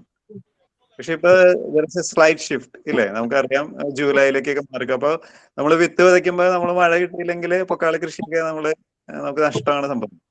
അപ്പൊ അതുപോലെ ഈ ക്ലൈമറ്റ് ചേഞ്ച് ഉള്ള ഒരു സമയത്ത് ഞാറ്റുവേല എന്ന് പറയുമ്പോൾ ഈ ഞാറ്റുവേല എന്നുള്ള പദം ഇതിലേക്ക് എങ്ങനെയാണ് കൊണ്ടുവരുന്നത്? ഇപ്പൊ ടെക്നോളജി ഞാറ്റുവേല ഒരുമിച്ച് പോകുന്ന ഒരു സംശയമുണ്ട്, അതും ഒന്ന് ക്ലാരിഫൈ ചെയ്യാമോ? എന്നുവെച്ച് കഴിഞ്ഞാൽ നമ്മളിവിടെ ഇപ്പോ നോർമലി ഇപ്പം മഴക്കാലത്ത് വളരുന്ന കുറച്ച് സ്പീഷീസ് ആണെന്നുണ്ടെങ്കിൽ നമ്മളിവിടെ ആ ഒരു ക്ലൈമറ്റ് ഇവിടെ ഇൻട്രൊഡ്യൂസ് ചെയ്ത് കൊടുക്കുകയാണ്. അതാണ് നമ്മളിവിടെ ചെയ്യുന്നത്. യൂഷ്വലി നമുക്കിപ്പോ അറിയാം ഞാറ്റുവേല എന്ന് പറയുന്നത് 2 സീസണൽ ചേഞ്ചസിനെ ഒന്നിച്ച് കൺസിഡർ ചെയ്യുന്നതാണ്. അതായത് ക്ലൈമറ്റിന്റെ ഒരു സംഭവം ഉണ്ട്, അതേപോലെ തന്നെ ഈ പറയുന്ന എല്ലാ ഫാക്ടേഴ്സും കൂടെ അറേഞ്ച് ചെയ്യാന്നുള്ള ഒരു സംഭവമുണ്ട്. അപ്പോൾ ഇത് രണ്ടും കൂടി ഒരു ആർട്ടിഫിഷ്യൽ സെറ്റപ്പിൽ നമുക്ക് കൊടുക്കുകയാണെന്നുണ്ടെങ്കിൽ നമ്മുടെ പ്ലാന്റ്സിന്റെ ഈൽഡ് കുറയുന്നില്ലല്ലോ. അത് വീണ്ടും നമുക്ക് കുറച്ചും കൂടി ഗ്രോത്ത് തരികയല്ലേ ചെയ്യുന്നത്. അപ്പൊ നമുക്ക് ഇതൊരു ചെറിയൊരു ഇപ്പോ ഫസ്റ്റ് ഓഫ് ഓൾ നമ്മൾ ചെയ്ത സമയത്ത് നമ്മൾ ആദ്യം ചെയ്തിട്ടുണ്ടായിരുന്ന ഒരു പോളി ഹൗസ് അറേഞ്ച്മെന്റ്. അപ്പൊ നമ്മൾ 2 കണ്ടെയ്നർ ബോക്സസുകളായിട്ടായിട്ട്, അതായത് 2 പെട്ടിയായിട്ട് നമ്മൾ സെറ്റ് ചെയ്തിട്ട് അതിനുള്ളിൽ നമ്മൾ മുളക് ചെടിയായിരുന്നു ആദ്യം ചെയ്തിട്ടുണ്ടായിരുന്നത്. സോ ഇത് ഇപ്പോ നമ്മൾ ആദ്യം ചെയ്ത സമയത്ത് നമുക്ക് ഇതേപോലെ നമ്മൾ ഡ്യൂ ഡ്രോപ്പ് ആക്ച്വലി കണ്ടൻസേഷൻ അത് നമ്മൾ ഇൻട്രൊഡ്യൂസ് ചെയ്തപ്പോ കുറച്ചും കൂടി മനസ്സിലായ ഒരു കാര്യം, നമ്മൾ ചകിരിച്ചോറിന് ഇത് അബ്സോർബ് ചെയ്യാൻ പറ്റുന്നുണ്ട്, താഴേക്ക് ഇത് അബ്സോർബ് ചെയ്തെടുക്കുന്നുണ്ട്, അതേപോലെ റൂട്ട് നന്നായിട്ട് വളരുന്നുണ്ട്, അപ്പൊ പ്ലാന്റിന് ഗ്രോത്ത് സംഭവിക്കുന്നുണ്ട്, അങ്ങനെ നമുക്ക് നല്ലപോലെ ഈൽഡ് കിട്ടുന്നുണ്ട്. അപ്പൊ ഇത് നമുക്കൊരു ലാർജ് സ്കെയിൽ ഇൻട്രൊഡ്യൂസ് ചെയ്യുമ്പോൾ ഒന്നെങ്കിൽ അതൊരു വെർട്ടിക്കൽ ഫാമിംഗ് അല്ലെങ്കിൽ ഒരു അർബൻ ഫാമിങ്ങിനൊക്കെ നമുക്ക് കുറച്ചും കൂടി യൂട്ടിലൈസ് ചെയ്യാൻ പറ്റും. അപ്പോ ഇത് നമുക്ക് കുറച്ചും കൂടി അങ്ങനെ യൂസ് ചെയ്യാൻ പറ്റും. ഞാറ്റുവേല എന്ന് പറയുന്നത് നമ്മൾ ഇൻവെസ്റ്റ് ചെയ്തിരിക്കുന്ന ഒരു കലണ്ടറിലെ കുറച്ച് പദങ്ങൾ മാത്രമല്ലേ, അതിനെ നമുക്ക് കുറച്ചും കൂടി ഇൻട്രൊഡ്യൂസ് ചെയ്ത് വേറെ രീതിയിലേക്ക് ആക്കുന്നതാണ് നമ്മൾ ചെയ്യുന്നത്.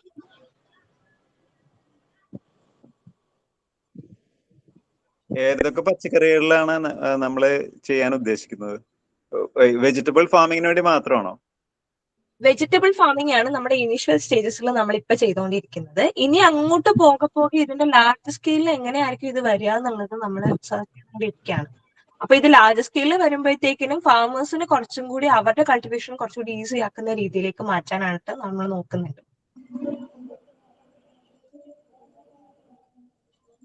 ഇത് അർബൻ ഫാർമേഴ്സിന് ഉദ്ദേശിച്ചാണോ അതോ ഗ്രാമപ്രദേശങ്ങളിൽ ചെയ്യാൻ പറ്റുമോ? രണ്ടുപേർക്കും ചെയ്യാൻ പറ്റും. അർബൻ ഫാമേഴ്സിനും ചെയ്യാൻ പറ്റും, ഗ്രാമപ്രദേശങ്ങളിലും ചെയ്യാൻ പറ്റും. അല്ല, ഈ ടെക്നോളജി ഉപയോഗിക്കുമ്പോഴുള്ള ഒരു കുഴപ്പമെന്ന് വെച്ചാലേ, ഒന്നെന്ന് പറഞ്ഞാൽ സാധാരണക്കാർക്ക് നമുക്ക് ഈ ഇപ്പൊ ടെക്നോളജി വേണ്ടെന്ന് നമ്മൾ പറയുന്നില്ല. ഞാൻ ഒരു കഴിഞ്ഞ 28 വർഷമായിട്ട് ഒരു സസ്റ്റൈനബിൾ അഗ്രികൾച്ചറിന്റെ ഒരു മോഡൽ ചെയ്യാൻ ശ്രമിക്കുന്ന ഒരാളാണ്. എനിക്ക് മനസ്സിലായിടത്തോളം അഗ്രോ ഫോറസ്ട്രി ആണ് ഒരു സസ്റ്റൈനബിൾ അഗ്രികൾച്ചർ മോഡൽ. നമ്മള് ഈ ടെക്നോളജി കൊണ്ടുവരുമ്പോഴുള്ള ഒരു കുഴപ്പം എന്ന് വെച്ച് കഴിഞ്ഞാൽ അവസാനം ആ technology it creates more problems എന്നാണ് ഞാൻ മനസ്സിലാക്കിയത്. അതുകൊണ്ട് ചോദിച്ചാണ്. ടെക്നോളജി ആക്ച്വലി നമ്മളിപ്പോ നമ്മൾ ചെറിയൊരു സമയം കൊണ്ട് നമ്മൾ വളർത്തിയെടുക്കാൻ ശ്രമിക്കുന്ന കുറേയധികം കാര്യങ്ങളുണ്ട്. അതായത് ഇപ്പൊ നമ്മൾ യൂഷ്വലി ചെയ്തു വരുന്ന ഒരു കാര്യം എന്ന് പറഞ്ഞാൽ ഫാമേഴ്സ് അത്രയും നല്ല രീതിയിൽ കഷ്ടപ്പെട്ടിട്ടാണ് ഈ കൃഷി ചെയ്യുന്നത്. പക്ഷെ ഇപ്പൊ ഫ്ലഡ് പോലത്തെ നമ്മൾ ഏറ്റവും കൂടുതൽ ഫസ്റ്റ് ഇനിഷ്യൽ ഫേസിൽ നമ്മൾ ഫ്ലഡ് ആണല്ലോ ആദ്യം ഫേസ് ചെയ്തിട്ടുണ്ടായിരുന്നത്. ഇപ്പൊ ഞങ്ങളുടെ വീട്ടിൽ കൃഷി ചെയ്യാൻ നോക്കുന്ന സമയത്ത് വെള്ളം കൊണ്ട് ഇങ്ങനെ 4 സൈഡിൽ കെട്ടി നിൽക്കുകയാണ്. അപ്പൊ നമുക്ക് ഒരു കൃഷി ചെയ്യാനായിട്ട് ഒരു അനുകൂലമായിട്ടുള്ള സാഹചര്യം അല്ല. അപ്പൊ അങ്ങനെ വരുന്ന സമയത്ത് എന്ത് ചെയ്യാൻ പറ്റും? നമുക്കൊന്നും ചെയ്യാൻ പറ്റുന്നില്ല. ബേസിക്കലി ഞങ്ങൾ ആലപ്പുഴക്കാരാണ്. അപ്പൊ ഞങ്ങൾക്ക് ഒട്ടും ചെയ്യാൻ പറ്റുന്നില്ല, ഒരു കാര്യങ്ങളും നമുക്ക് അനുകൂലമായിട്ട് നിൽക്കുന്നില്ല. ക്ലൈമറ്റ് ഇങ്ങനെ മാറിക്കൊണ്ടിരിക്കുന്നു, അതേപോലെ തന്നെ കുറേയധികം പ്രശ്നങ്ങൾ വരുന്നു എന്നല്ലാണ്ട് ചെടിക്ക് ഈൽഡും കിട്ടുന്നില്ല. കൂടുതലായിട്ട് വാട്ടർ ലോഗിങ് സംഭവിക്കുമ്പോൾ ചെടി നഷ്ടപ്പെട്ട് അതിന്റെ ഒരു എനർജി പോകുന്നു, ഈൽഡ് കുറയുന്നു, ഇങ്ങനത്തെ കുറെ ബേസിക് ആയിട്ടുള്ള പ്രോബ്ലംസ് ഞങ്ങൾക്ക് നേരിടേണ്ടി വന്നു. അപ്പൊ ഇത് ഞങ്ങള് ആലോചിച്ചപ്പം ഇത് നേരെ തിരിച്ചൊന്ന്, അതായത് നമുക്ക് ഒരു ചെറിയൊരു സെറ്റപ്പിനുള്ളിൽ ഇത് എങ്ങനെ ചെയ്യാം, അതായത് പോളി ഹൗസ് അല്ലെങ്കിൽ ഒരു ചെറിയൊരു ഫ്രെയിമിങ്ങിനുള്ളിൽ ഒരു ഇൻഡോർ സർഫേസിൽ എങ്ങനെ നമുക്ക് ഇത് ചെയ്യാൻ പറ്റുമെന്ന് ആദ്യം ആലോചിച്ചത്. സോ ഇനിഷ്യൽ സ്റ്റേജസിൽ നമ്മൾ ചെറിയ ചെറിയ പ്ലാന്റ്സ്, അതായത് മുളക്, തക്കാളി, ഇങ്ങനത്തെ കുഞ്ഞു കുഞ്ഞു പ്ലാന്റ്സിലായിരുന്നു നമ്മൾ ആദ്യം ചെയ്തിട്ടുള്ളത്. അപ്പൊ ഈ പറഞ്ഞ ടെക്നോളജിയുടെ കുറേയധികം ലിമിറ്റേഷൻസ് ഇവിടെ ഉണ്ടായിരുന്നു. കാര്യം അന്ന് ഇത്രയും ഡെവലപ്ഡ് അല്ല, AI ഒന്നും അത്രയും ഇപ്പൊ നമ്മള് ChatGPT, Gemini എന്ന് പറയുന്ന പോലെ അത്രയും ഡെവലപ്മെന്റ് അന്നത്തെ കാലത്തില്ല. ഈവൻ ദോ 2018 എന്നൊക്കെ പറഞ്ഞു കഴിഞ്ഞാലും കുറേയധികം കാര്യങ്ങളിൽ അന്ന് അത്രയും ഡെവലപ്ഡ് അല്ല. സോ ആ ഒരു സിറ്റുവേഷനിൽ ആൾക്കാരെ ഇത് മനസ്സിലാക്കി കൊടുക്കുക, അല്ലെങ്കിൽ ഇങ്ങനെ ചെയ്താൽ നമുക്ക് കുറച്ചും കൂടി നല്ലതായിരിക്കും എന്നുള്ളത് നമുക്ക് പറഞ്ഞു കൊടുക്കുക എന്ന് പറഞ്ഞ ഇനിഷ്യൽ സ്റ്റേജിൽ നമുക്ക് ബുദ്ധിമുട്ടായിരുന്നു. പക്ഷെ പോകെ പോകെ ടെക്നോളജി ഡെവലപ്പ് ചെയ്ത് കഴിഞ്ഞപ്പോൾ ആൾക്കാർക്ക് കുറച്ചും കൂടി അത് മനസ്സിലാക്കാൻ പറ്റുന്നുണ്ട്. അതായത് ഇങ്ങനെയാണെന്നുണ്ടെങ്കിൽ ഇപ്പൊ നമ്മള് സ്പ്രിംഗ്ലർ ഓൺ ചെയ്യുന്നു വീട്ടിൽ. നമ്മൾ യൂഷ്വലി ഇപ്പൊ വീട്ടിലാണെങ്കിൽ നമ്മളൊരു ഗ്രീൻ ഹൗസ് ഒക്കെ നമ്മൾ നോക്കി നടത്തുന്ന ആൾക്കാരാകുമ്പോൾ നമ്മൾ സ്പ്രിംഗ്ലർ ഓൺ ചെയ്യുന്നു, അത് നമ്മൾ പോയിട്ട് ഓൺ ചെയ്യാണ്. അത് നമുക്ക് കുറച്ചും കൂടി ഇപ്പോഴത്തെ ഒരു സോഴ്സ് അനുസരിച്ചിട്ട് നമുക്കത് ഫോണിലൂടെ ചെയ്യാനെടുക്കാൻ പറ്റുന്നുണ്ട്. അപ്പൊ അങ്ങനത്തെ ഒരു സംഭവങ്ങളൊക്കെ നമ്മൾ ഉപയോഗിച്ചിട്ടാണ് രണ്ടും കൂടി ഇംപ്ലിമെന്റ് ചെയ്തിട്ടാണ് നമ്മളിവിടെ ഞാറ്റുവേല ഇൻട്രൊഡ്യൂസ് ചെയ്തത്. സോ ഫസ്റ്റ് നമുക്ക് കുറെ കോൺസെപ്റ്റ് ഉണ്ടായിരുന്നെങ്കിലും പോകെ പോകെ നമുക്കിത് ലാർജ് സ്കെയിലിലേക്ക് എങ്ങനെ കൊണ്ടുവരുമ്പോൾ കുറച്ച് പാടുവോ എന്നുള്ളതാണ് നമ്മളിപ്പോ സ്റ്റഡി ചെയ്തുകൊണ്ടിരിക്കുന്നത്. കാരണം ടെക്നോളജി ബേസ്ഡ് ആയിട്ട് ഞാറ്റുവേലയ്ക്ക് അത്രയും വലിയ ബുദ്ധിമുട്ടില്ല എന്ന് തന്നെയാണ് എന്റെ വിശ്വാസം. കാര്യം ഇപ്പൊ ഇതുവരെ ആ ഒരു കാര്യത്തിൽ ഞാറ്റുവേല ഇതുവരെ ബാക്ക്ഡ്രോപ്പ് ഒന്നും കാണിച്ചിട്ടില്ല.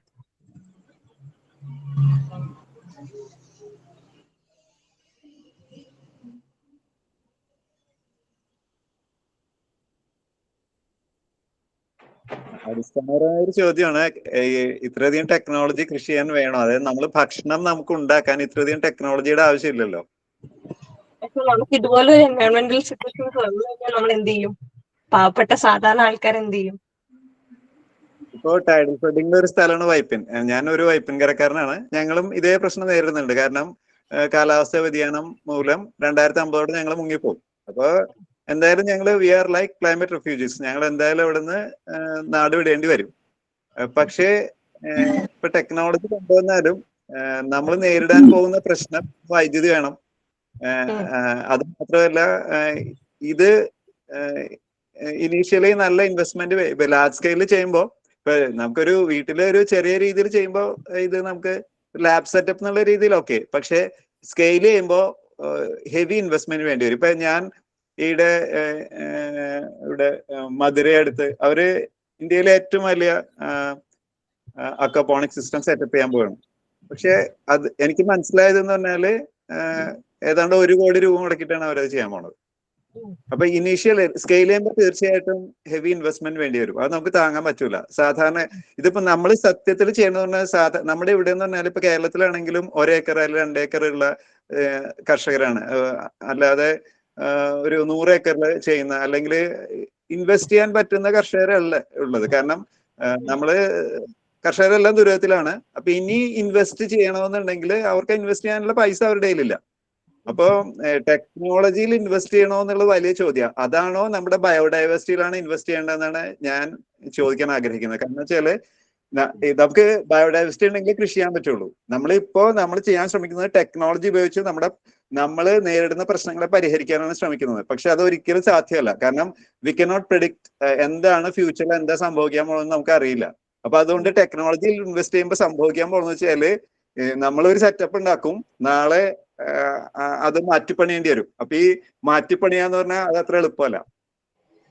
അതായത് ഇപ്പൊ ഞാനിത് ഡിസ്കറേജ് ചെയ്യുന്നില്ല. അതായത്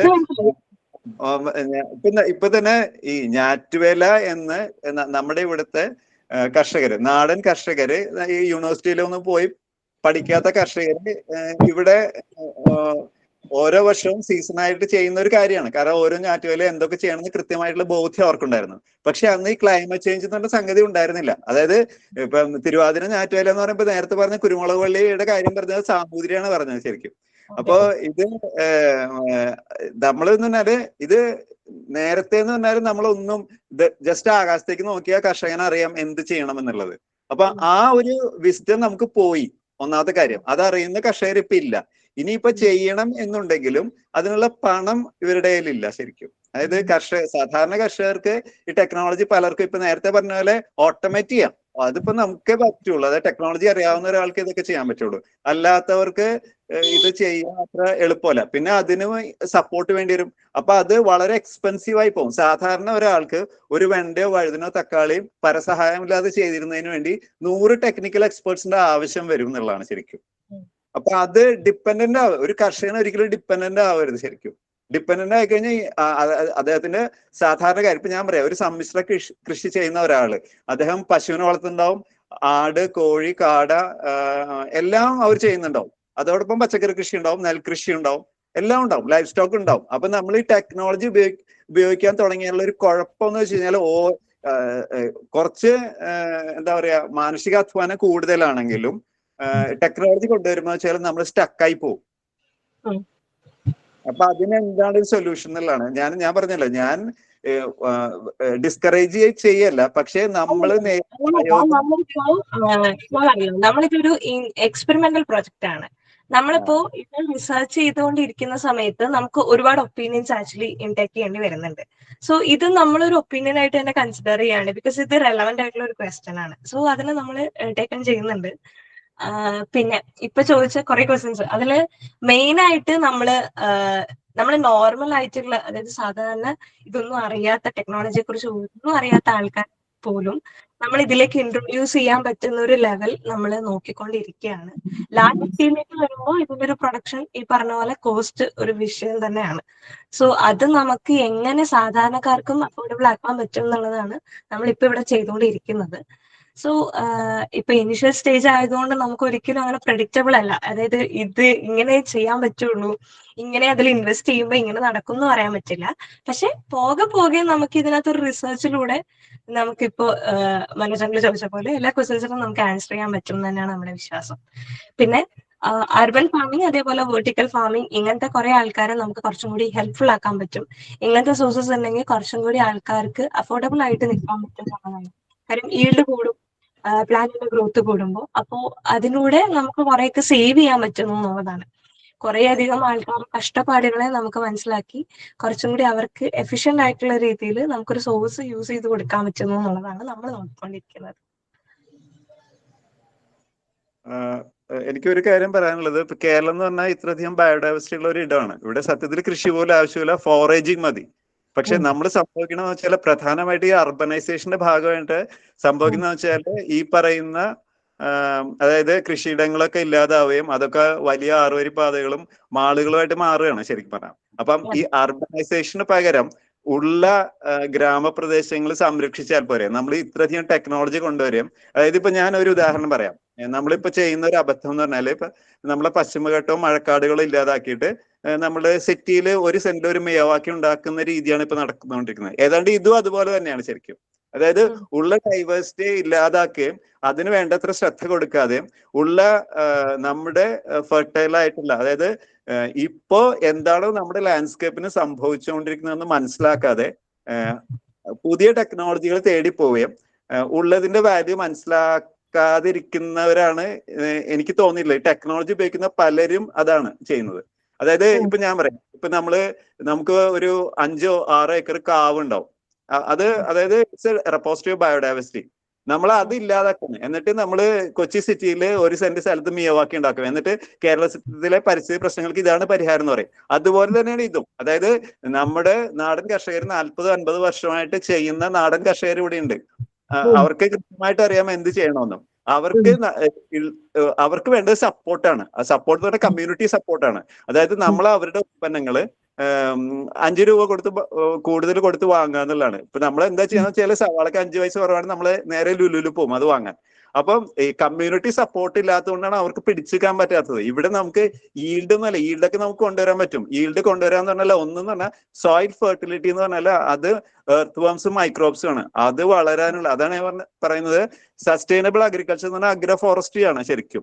അതായത് ലോകം മുഴുവൻ ഇപ്പൊ ഈവൻ പെർമാകൾച്ചർ ചെയ്യുന്നവർ മുഴുവൻ അതിലേക്കാണ് മാറിക്കൊണ്ടിരിക്കുന്നത്. പല പേരുകളിൽ പറയുന്നുണ്ട്. ഇപ്പൊ സിൻട്രോപിക് ഫാമിംഗ്, പെർമാകൾച്ചർ തന്നെ പലരും പല പേരുകൾ പറയുന്നത് മാത്രമല്ല, അടിസ്ഥാനപരമായിട്ട് മഴക്കാടുകളുടെ, അതായത് ട്രൈങ് ടു ക്രിയേറ്റ് എന്താ പറയാ, മഴക്കാടുകളുടെ അതേ മാതൃക നമ്മുടെ കൃഷിയിടത്തിലേക്ക് കൊണ്ടുവരാന്നുള്ളതാണ്. ഇപ്പൊ ഒരു റെയിൻ ഫോറസ്റ്റ് എടുക്കുകയാണെങ്കിൽ അവിടെ നമ്മൾ നനയ്ക്കുന്നില്ല, വളമിടുന്നില്ല, പക്ഷെ അവിടെയുള്ള പ്ലാന്റ്സ് ഒക്കെ വളരെ ഹെൽത്തിയാണ്. അപ്പം അതിന്റെ ഒരു മാതൃക നമ്മുടെ കൃഷിയിടത്തിൽ സൃഷ്ടിച്ചു കഴിഞ്ഞാല് തീർച്ചയായിട്ടും അതാണ് ഇപ്പൊ. അതായത് സെൽഫ് മെയിൻറ്റെയിനിങ് ആയിട്ടുള്ള ഒരു ഗാർഡൻ ഉണ്ടാക്കാൻ 10 വർഷം മതി. അതായത് സെൽഫ് മെയിൻറ്റെയിനിങ് ആയിട്ടുള്ള ഒരു ഫുഡ് ഫോറസ്റ്റ് ഉണ്ടാക്കാൻ. അവിടെ കഴിയുന്നത്ര ഡൈവേഴ്സിറ്റിയാണ് നമ്മൾ കൊണ്ടുവരേണ്ടത്. അവിടെ ഒരു ടെക്നോളജി ഉണ്ടാവില്ല. അതായത് വി ആർ മിമിക്കിങ് മദർ നേച്ചർ. അതായത് ലക്ഷക്കണക്കിന് വർഷങ്ങളായിട്ട് മദർ നേച്ചർ ചെയ്യുന്ന കാര്യങ്ങൾ മിമിക് ചെയ്താൽ മതി. നമ്മളിവിടെ പുതിയ ടെക്നോളജി കൊണ്ടുവരണ്ട. ടെക്നോളജി കൊണ്ടുവരുമ്പോ ഒന്ന് അത് എക്സ്പെൻസീവ് ആയിരിക്കും, പിന്നെ അത് നമുക്ക് നമ്മുടെ ഇപ്പോഴത്തെ ഒരു അവസ്ഥയിൽ നമുക്കത് ഈ ക്ലൈമറ്റ് ചേഞ്ചിന്റെ ഒരു അവസ്ഥയിൽ നമുക്ക് ഒന്നും പ്രഡിക്റ്റ് ചെയ്യാൻ പറ്റാത്തതുകൊണ്ട് ഈ സിസ്റ്റം ഒക്കെ തകർന്നു പോകും ശരിക്കും പറഞ്ഞാൽ. അതാണ് സംഭവിച്ചുകൊണ്ടിരിക്കുന്നത്. കാരണം വെച്ചാൽ ഇപ്പൊ ഞാൻ പറഞ്ഞല്ലോ, ഞങ്ങൾ മുങ്ങിക്കൊണ്ടിരിക്കുകയാണ് വൈപ്പില്. അപ്പൊ അതുകൊണ്ട് കൃത്യമായിട്ട് എനിക്ക് ഇതിനെക്കുറിച്ച് ഞാനിത് കാരണം ഒന്നും ചെയ്യാൻ പറ്റാത്തൊരവസ്ഥയാണ്. കൃഷി എന്ന് പറഞ്ഞാല് ഇപ്പൊ പല വീട്ടിലും അവര് തട്ടൊക്കെ ഉണ്ടാക്കി അതിന്റെ മുകളിൽ ഗ്രോ ബാഗ് വെച്ചേക്കണം, വെള്ളത്തിലാണ് ഞങ്ങള്. അപ്പൊ എനിക്കിത് കൃത്യമായിട്ട് അറിയാം. ഞാൻ പറഞ്ഞല്ലോ, പാർവതി പറയുന്നതിലൂടെ പൂർണ്ണമായിട്ട് യോജിക്കുന്നുണ്ട്. പക്ഷെ ഈ ടെക്നോളജി കൊണ്ടുവരുമ്പോ തന്നെ സാധാരണക്കാർക്ക് അത് അഫോർഡബിൾ ആണെന്നുള്ളത് ചോദ്യം. പിന്നെ ഇത് ഞാൻ പറഞ്ഞാല് ഇതൊരു ഫുൾ പ്രൂഫ് ആയിട്ട് വരാൻ തന്നെ കുറെ വർഷം എടുക്കും ഇത് ശരിക്കും പറഞ്ഞാൽ. ഞാൻ പറഞ്ഞല്ലേ, ഞാൻ മധുരയിൽ പോയപ്പോ ഞാൻ കണ്ട ഒരു കാര്യമാണ്, അവര് 1 കോടി രൂപയാണ് ഇൻവെസ്റ്റ് ചെയ്യാൻ പോണത്. അതായത് അവർ ആഗ്രഹിക്കുന്ന ഓക്കെ, ഞാൻ അക്വാപോണിക്സ് ഒരു ടെക്നോളജി വേണ്ട, ഞാനൊരു ടെക്നിക്കിനെതിരല്ല. പക്ഷെ സാധാരണക്കാരുടെ ഒരു സാധാരണ ഒരു കർഷകന്റെ ഒരു നിലനിൽപ്പ് എന്നുള്ള ഒരു സംഗതിയുണ്ട് ശരിക്കും. ഇപ്പൊ ഏതാണ്ട് കഴിഞ്ഞ ഒരു 28 വർഷമായിട്ട് കേരളത്തിലെ ജൈവ കർഷക സമിതിയിലൊക്കെ ഒരു അംഗമായിട്ടുള്ള ഒരു വ്യക്തിയാണ് ഞാൻ. അപ്പൊ അതുകൊണ്ട് കർഷകർ നേരിടുന്ന പ്രശ്നങ്ങൾ എനിക്കറിയാം. പക്ഷെ ഞാൻ ടെക്നോളജിക്ക് എതിരൊന്നും അല്ല കേട്ടോ ഞാൻ. പക്ഷേ നമ്മളിപ്പം കൂടുതലായിട്ടും അതായത് ഞങ്ങളുടെയൊക്കെ ജനറേഷൻ കൂടുതലായിട്ടും വളർന്നു വരുന്ന ഒരു ജനറേഷനാണ്. അപ്പോൾ നമ്മൾ മെയിൻ ആയിട്ട് കണ്ടുകൊണ്ടിരുന്ന ഒരു കാര്യം എന്താണെന്ന് വെച്ച് കഴിഞ്ഞാൽ കുറെയൊക്കെ, അതായത് ടെക്നോളജി കൂടുതലും ഇൻട്രൊഡ്യൂസ് ചെയ്യാണ് പല കാര്യങ്ങളും. അപ്പൊ നമുക്ക് മെയിൻ ആയിട്ട് ഇപ്പം പല ഏരിയാസും കോർ ഏരിയാസ് ആയിട്ടുണ്ട്. ഇപ്പൊ അഗ്രികൾച്ചർ തന്നെ ഒരു ആക്ച്വലി ഇതിനെക്കുറിച്ച് സ്പീക്കപ്പ് ചെയ്യുന്നില്ല. അപ്പോ ഇങ്ങനെ ഒരു സിറ്റുവേഷൻ വന്നു കഴിഞ്ഞപ്പോൾ നമ്മൾ ഇനീഷ്യൽ സ്റ്റേജസിലൊക്കെ ഭയങ്കരമായിട്ട് കൺഫ്യൂസിങ് ആയി. കാര്യം ഇപ്പം ഇങ്ങനെ ഒരു സംഭവം നമ്മൾ ഇൻട്രൊഡ്യൂസ് ചെയ്യുമ്പോൾ ഇതേപോലെ എല്ലാ ആൾക്കാർക്കും ഒപ്പോസിങ് ആവോ, അതോ ഇനി ചിലപ്പോൾ ഇവർക്ക് ഓക്കെ ആവോ, ഇങ്ങനെയുള്ള ഒരു സംഭവം നമുക്ക് ഉണ്ടായിരുന്നു. പക്ഷെ നമ്മൾ ഒപ്പോസിങ് അല്ലെങ്കിൽ ഓക്കെ അല്ലെങ്കിൽ നമ്മൾ സാധാരണ ഒരു കർഷകർ എന്നതിനേക്കാൾ അപ്പുറത്തേക്ക് നമുക്ക് ഈ ഒരു ടെക്നോളജി യൂസ് ചെയ്യുന്നത് കൊണ്ടുകൂടി നമുക്ക് എന്താണ് ഇതിൽ ഇൻവെസ്റ്റ് ചെയ്യാൻ പറ്റുന്നത്, അല്ലെങ്കിൽ നമ്മളുടെ മെയിൻ ആയിട്ടുള്ള കാര്യങ്ങൾ, അല്ലെങ്കിൽ നമുക്ക് കുറെ കാര്യങ്ങൾ ഇപ്പോ സാധാരണ ഒരാൾക്കാണെങ്കിലും ഇനി അല്ലാത്ത ഒരാൾക്കാണെങ്കിലും ഇത് രണ്ടുപേർക്കും ഒരേപോലെ ഇംപ്ലിമെന്റ് ചെയ്യാൻ പറ്റുന്ന എന്തെങ്കിലും ഒരു ടെക്നോളജി നമ്മൾ കൊണ്ടുവരിക എന്നുള്ളതായിരുന്നു നമ്മൾ നോക്കിക്കൊണ്ടിരുന്നത്. ബേസിക്കലി ടെക്നോളജി വെച്ചിട്ട് നമുക്ക് പല കാര്യങ്ങളും മാറ്റാനൊന്നും പറ്റില്ല. പക്ഷെ ടെക്നോളജി ഇല്ലാത്തൊരു ലോകം ഇനിയില്ല. അപ്പൊ അതുകൊണ്ട് നമുക്കൊരിക്കലും പ്രെഡിക്റ്റ് ചെയ്യാൻ പറ്റാത്തൊരു എൻവയോൺമെന്റിലാണ് നമ്മൾ ഇപ്പോഴും സിറ്റുവേറ്റ് ചെയ്തുകൊണ്ടിരിക്കുന്നത്. ഇപ്പൊ യൂഷ്വലി പറഞ്ഞു കഴിഞ്ഞാൽ ഞാൻ ഒരു ബോട്ടണി വിദ്യാർത്ഥിനിയാണ്. പക്ഷെ എന്റെ ക്ലാസ്സിൽ പഠിക്കുന്നത് വെറും 24 കുട്ടികളാണ്. പക്ഷെ പല ആൾക്കാരും ഇപ്പൊ IT ഫീൽഡിലേക്കാണ് തിരിഞ്ഞുകൊണ്ടിരിക്കുന്നത്. അപ്പൊ ഞാൻ മനസ്സിലാക്കിയെടുത്തോളം എന്റെ ക്ലാസ്സിലുള്ള കുട്ടികളാണെങ്കിൽ പോലും 1-2 പേരായിട്ട് കൊഴിഞ്ഞു ഇപ്പോഴും പോയിക്കൊണ്ടിരിക്കുകയാണ്. സോ ഇതിൽ നിന്ന് എനിക്ക് മനസ്സിലായ ഒരു കാര്യം എന്ന് പറഞ്ഞു കഴിഞ്ഞാൽ ഒരു ഇൻട്രസ്റ്റിംഗ് ചാപ്റ്റർ ആയിട്ട് ഇന്നേവരെ ആർക്കും ഒരു ബോട്ടണി തോന്നിയിട്ടില്ല. അത് തോന്നുന്ന വളരെ കുറച്ച് ആൾക്കാരേ ഉള്ളൂ. അതിൽ റിസർച്ച് ചെയ്യുന്നതും അതിൽ പ്രൊജക്ട് ചെയ്യുന്നതിനും അതിനെക്കുറിച്ച് സയന്റിഫിക്കലി അത് പ്രൂവ് ചെയ്യാൻ ശ്രമിക്കുന്നതും ഒക്കെ കുറച്ച് ആൾക്കാർ മാത്രം റേസ് ചെയ്യുന്നു. സോ അതിൽ നിന്ന് നമുക്ക് കുറച്ചും കൂടി വ്യത്യസ്തമായിട്ട്, അതായത് ബാക്കിയുള്ള ഫീൽഡുകളെയൊക്കെ നമുക്ക് ഇതിൽ നമ്മളുടെ പ്രൊജക്റ്റിൽ ഇംപ്ലിമെന്റ് ചെയ്ത് എങ്ങനെ ഇതിനെ റേസ് ചെയ്യാം, ഇങ്ങനെയുള്ള കാര്യങ്ങളാണ് ആസ് എ സ്റ്റുഡന്റ് ഞാനിവിടെ ട്രൈ ചെയ്തുകൊണ്ടിരുന്നത്. പിന്നെ ഇതൊക്കെ ടെക്നോളജിക്കൽ സൈഡിൽ ഇതൊക്കെ വർക്കിംഗ് ആണെന്നാണ് എൻ്റെ ഒരു വിശ്വാസം.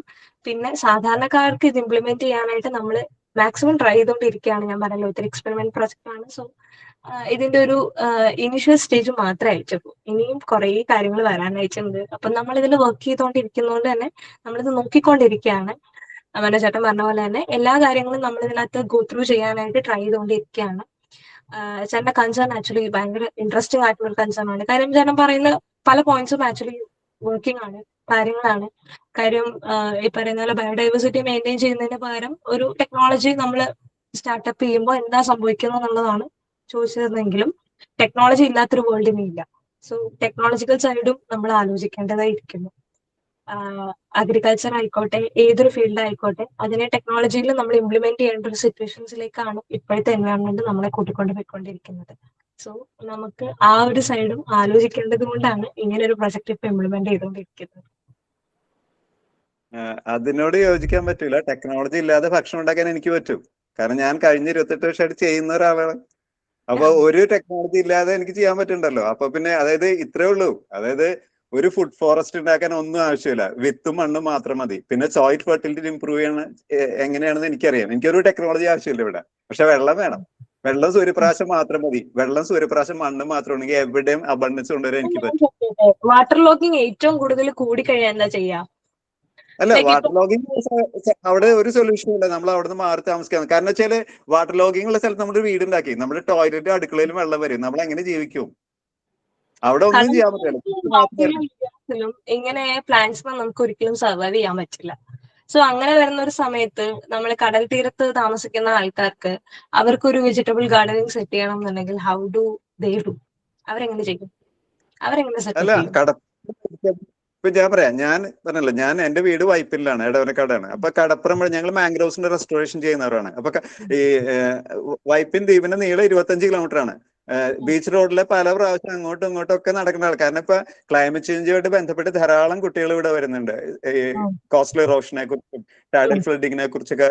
ഞാൻ എന്റെ കഴിഞ്ഞ ഒരു 5-6 വർഷമായിട്ട് ഞാൻ കടപ്പുറത്തുള്ള എല്ലാ വീടുകളും കയറി ഇറങ്ങുന്ന ഒരാളാണ്. ഈ ദുരിതം എനിക്ക് കൃത്യമായിട്ട് അറിയാം. അവിടെ അവർക്ക് ജീവിക്കാൻ പറ്റണില്ല. അതായത് ഞാൻ പറഞ്ഞല്ലോ, കൃഷി ഓക്കെ, ബേസിക് ആയിട്ടുള്ള ഒന്നുമില്ല അവിടെ. കാരണം ഈ അടുക്കളയിൽ വെള്ളം വന്ന് എന്ത് ചെയ്യും, അല്ലെങ്കിൽ ടോയ്ലറ്റിൽ വെള്ളം വന്ന് എന്ത് ചെയ്യും? അപ്പൊ ഇവർക്ക് അങ്ങനെ ഒരു സ്ഥിതി വന്നാൽ, ഇപ്പൊ കോസ്റ്റൽ ഏരിയയില് 2 പ്രശ്നങ്ങളാണ് നേരിടുന്നത്. ഒന്ന് കടലാക്രമണം, പിന്നെ വേലിയേറ്റ വെള്ളപ്പൊക്കം. വേലിയേറ്റ വെള്ളപ്പൊക്കത്തിന് ഒരു സൊല്യൂഷനും ഇല്ല. അതായത് അവിടുന്ന് മാറി താമസിക്കല്ലാതെ. കാരണം കാലാവസ്ഥാ ശാസ്ത്രജ്ഞർക്ക് ഒന്നും, നമ്മളിത് നിത്യം കാണുന്നതാണ്. ഇവിടെ ആരും ഒന്നും ചെയ്യുന്നില്ല. ഇപ്പൊ ഞങ്ങള് മാംഗ്രോവ്സിന്റെ റെസ്റ്റോറേഷൻ ചെയ്യുന്നതുകൊണ്ട് ഈ പറയുന്ന വീടുകളിലൊക്കെ കയറി ഇറങ്ങും. പിന്നെ കുറച്ച് കണ്ടലൊക്കെ ഉള്ളതുകൊണ്ടാണ് അവരുടെ ആ കര പിടിച്ചു നിൽക്കുന്നത്. അല്ലെങ്കിൽ എന്നേ അതൊക്കെ വെള്ളത്തിലായനെ. അപ്പം ഞാൻ പറയുന്ന വെച്ചാല് അവിടെ ഒന്നും നമുക്ക് ഒരു ടെക്നോളജി ഒന്നും അപ്ലൈ ചെയ്യാൻ പറ്റൂല. അവര് ജീവിക്കാൻ തന്നെ ദുരിതത്തിലാണ്. പിന്നെ എങ്ങനെ നമ്മൾ ടെക്നോളജി കൊണ്ടുവരും അവിടേക്ക്? അപ്പം അങ്ങനെയുള്ള ഇടങ്ങളിൽ നിന്ന് മാറി താമസിക്കാതെ നമ്മുടെ ഇപ്പോഴത്തെ ബയോഡൈവേഴ്സിറ്റിയുടെ അനുസരിച്ചാണെങ്കിൽ ഇപ്പൊ നമ്മൾ താമസിക്കുന്ന കേരളത്തില് ഓരോ ദിവസം കൂടുന്തോറും ഡെവലപ്മെന്റ്സ് കൂടിക്കൊണ്ടിരിക്കുകയാണ്. സോ അങ്ങനെ വരുമ്പോ വികസനം എന്ന് പറഞ്ഞ ഒരു കാര്യമുണ്ട്. വികസനം എന്ന് പറഞ്ഞാൽ എന്ത് വികസനം എന്ന് പറഞ്ഞാൽ, വികസനം എന്ന് പറഞ്ഞാൽ 6 വരി പാതയും ലുലു പോലുള്ള ആളുകളല്ല വികസനം. വികസനം എന്ന് പറഞ്ഞാൽ എല്ലാവർക്കും ശുദ്ധവായും ശുദ്ധജലവും നല്ല ഭക്ഷണം ഒരുക്കാൻ നമുക്ക് കഴിയണം. അത് നമുക്ക് ചെയ്യാനും പറ്റും. അടിസ്ഥാനപരമായിട്ട് നമുക്ക് ഈ എങ്ങനെ അബണ്ടൻസ് കൊണ്ടുവരണം, അതായത് സാധാരണക്കാരന്റെ ജീവിതത്തിൽ ഒരു മാറ്റം ഉണ്ടാക്കണമെങ്കിൽ അത് ചെയ്യാനുള്ള വഴികളുണ്ട്. പക്ഷെ അതൊരു സിമ്പിൾ സൊല്യൂഷൻ ആയിരിക്കും. ടെക്നോളജി എയും ഡ്രോൺസ് ഉപയോഗിച്ചിട്ടല്ല അത് ചെയ്യേണ്ടത്. അതാണ്, അവിടെയാണ് നമ്മുടെ അപ്രോച്ച് വളരെ ഇമ്പോർട്ടന്റ് ആണ് ഇവിടെ. മനസ്സിലല്ലേ? അതായത് നമ്മള് ഇപ്പൊ ഡാനിയൽ ക്വിൻ എന്ന് പറഞ്ഞ ചിന്തകൻ ഉണ്ടായിരുന്നു. അദ്ദേഹത്തോട് ചോദിച്ചു, അതായത് നമ്മൾ ആധുനിക മനുഷ്യൻ നേരിടുന്ന പ്രശ്നങ്ങൾക്ക് എന്താണ് പരിഹാരം എന്ന് ചോദിച്ചു. അപ്പൊ ക്വിൻ പറഞ്ഞൊരു കാര്യം, 10,000 വർഷങ്ങൾക്ക് മുമ്പ് കൃഷി ആരംഭിക്കുന്നതിന് മുമ്പ് നമ്മുടെ ആദിമ ഗോത്ര വിഭാഗങ്ങൾ എങ്ങനെയാണോ ജീവിച്ചിരുന്നത് അതിലേക്ക് മടങ്ങി പോവുകയല്ലാതെ മറ്റൊരു മാർഗ്ഗമില്ല എന്നുള്ളതാണ്. നമ്മുടെ ടെക്സ്റ്റ് ബുക്കും നമ്മുടെ ശാസ്ത്രവും നമ്മുടെ സാങ്കേതിക വിദ്യയും നമ്മളെ സഹായിക്കാൻ പോകുന്നില്ല. അതായത് ഇതൊക്കെ നമുക്ക് കണ്ടുകൊണ്ടിരിക്കുന്ന ഒരു കാര്യമാണ്.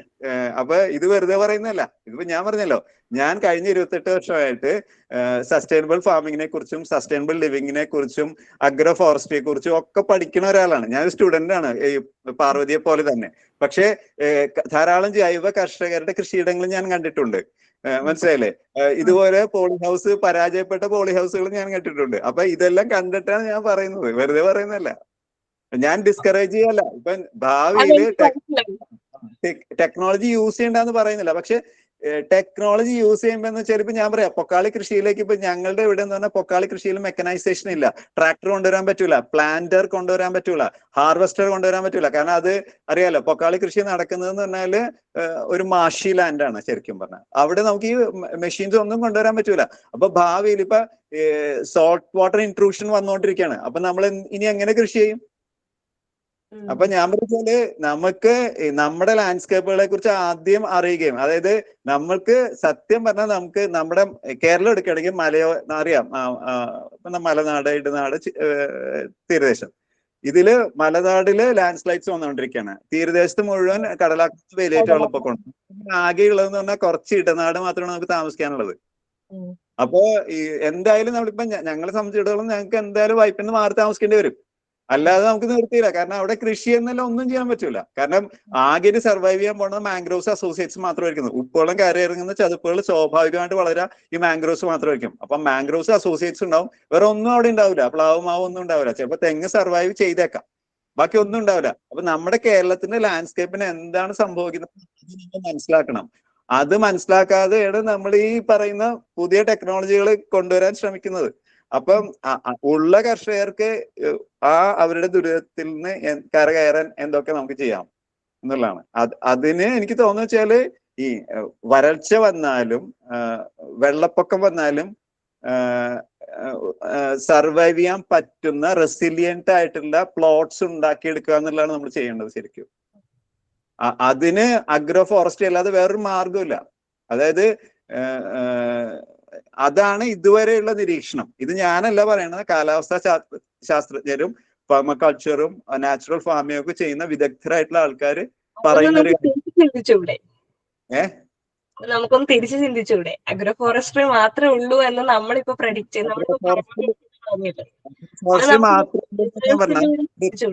കൃത്രിമമായിട്ട് ഇത് ഒരുക്കാനുള്ള പണവും ഈ പറയുന്ന സംവിധാനങ്ങൾ ഒരുക്കുക എന്ന് പറഞ്ഞാൽ അത് വളരെ എക്സ്പെൻസീവ് ആണ് ശരിക്കും. അതാണ് ഞാൻ പറഞ്ഞത്, എക്സ്പെൻസീവ്.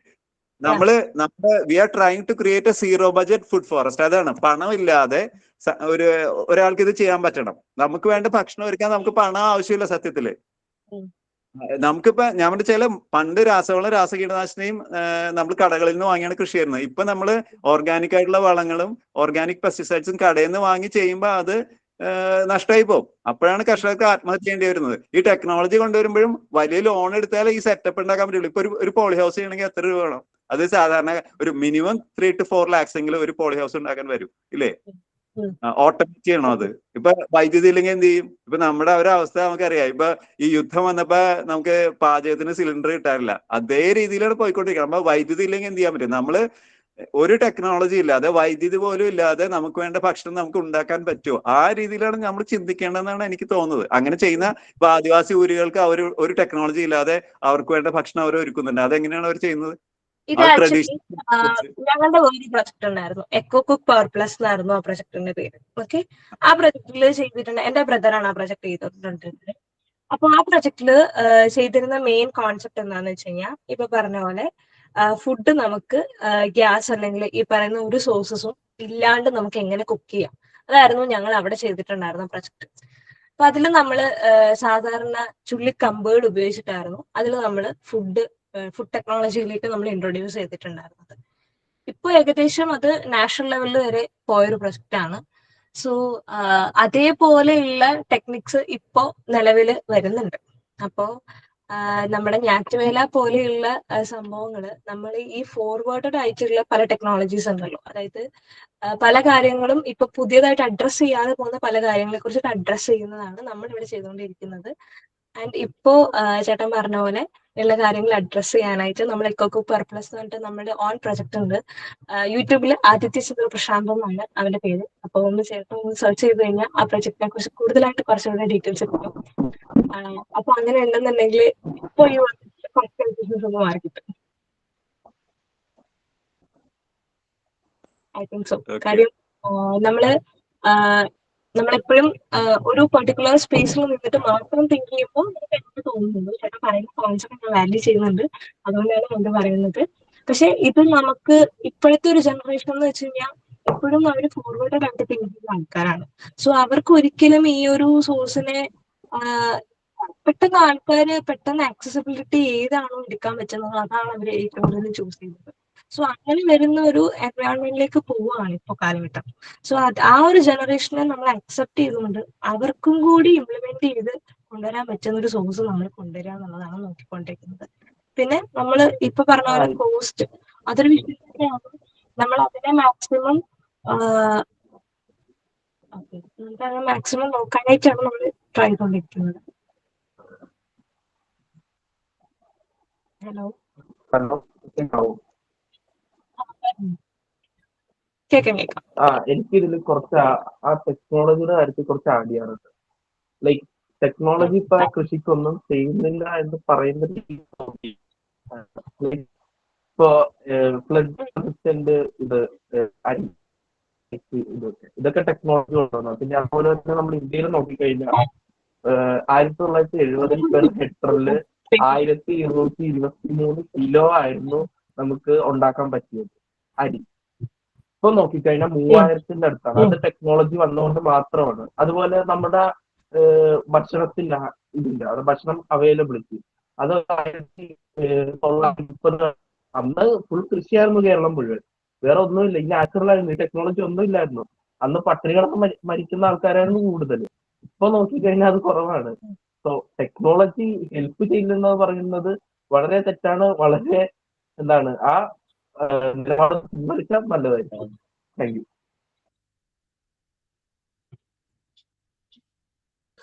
ഹലോ, എനിക്ക് കോൺട്രിബ്യൂട്ട് ചെയ്യാനുള്ള ഇപ്പോൾ ടെക്നോളജിക്കൽ സസ്റ്റൈനബിലിറ്റി ആണല്ലോ ഇതിൽ പ്രധാന ഒരു ഡിബേറ്റ് വന്നത്.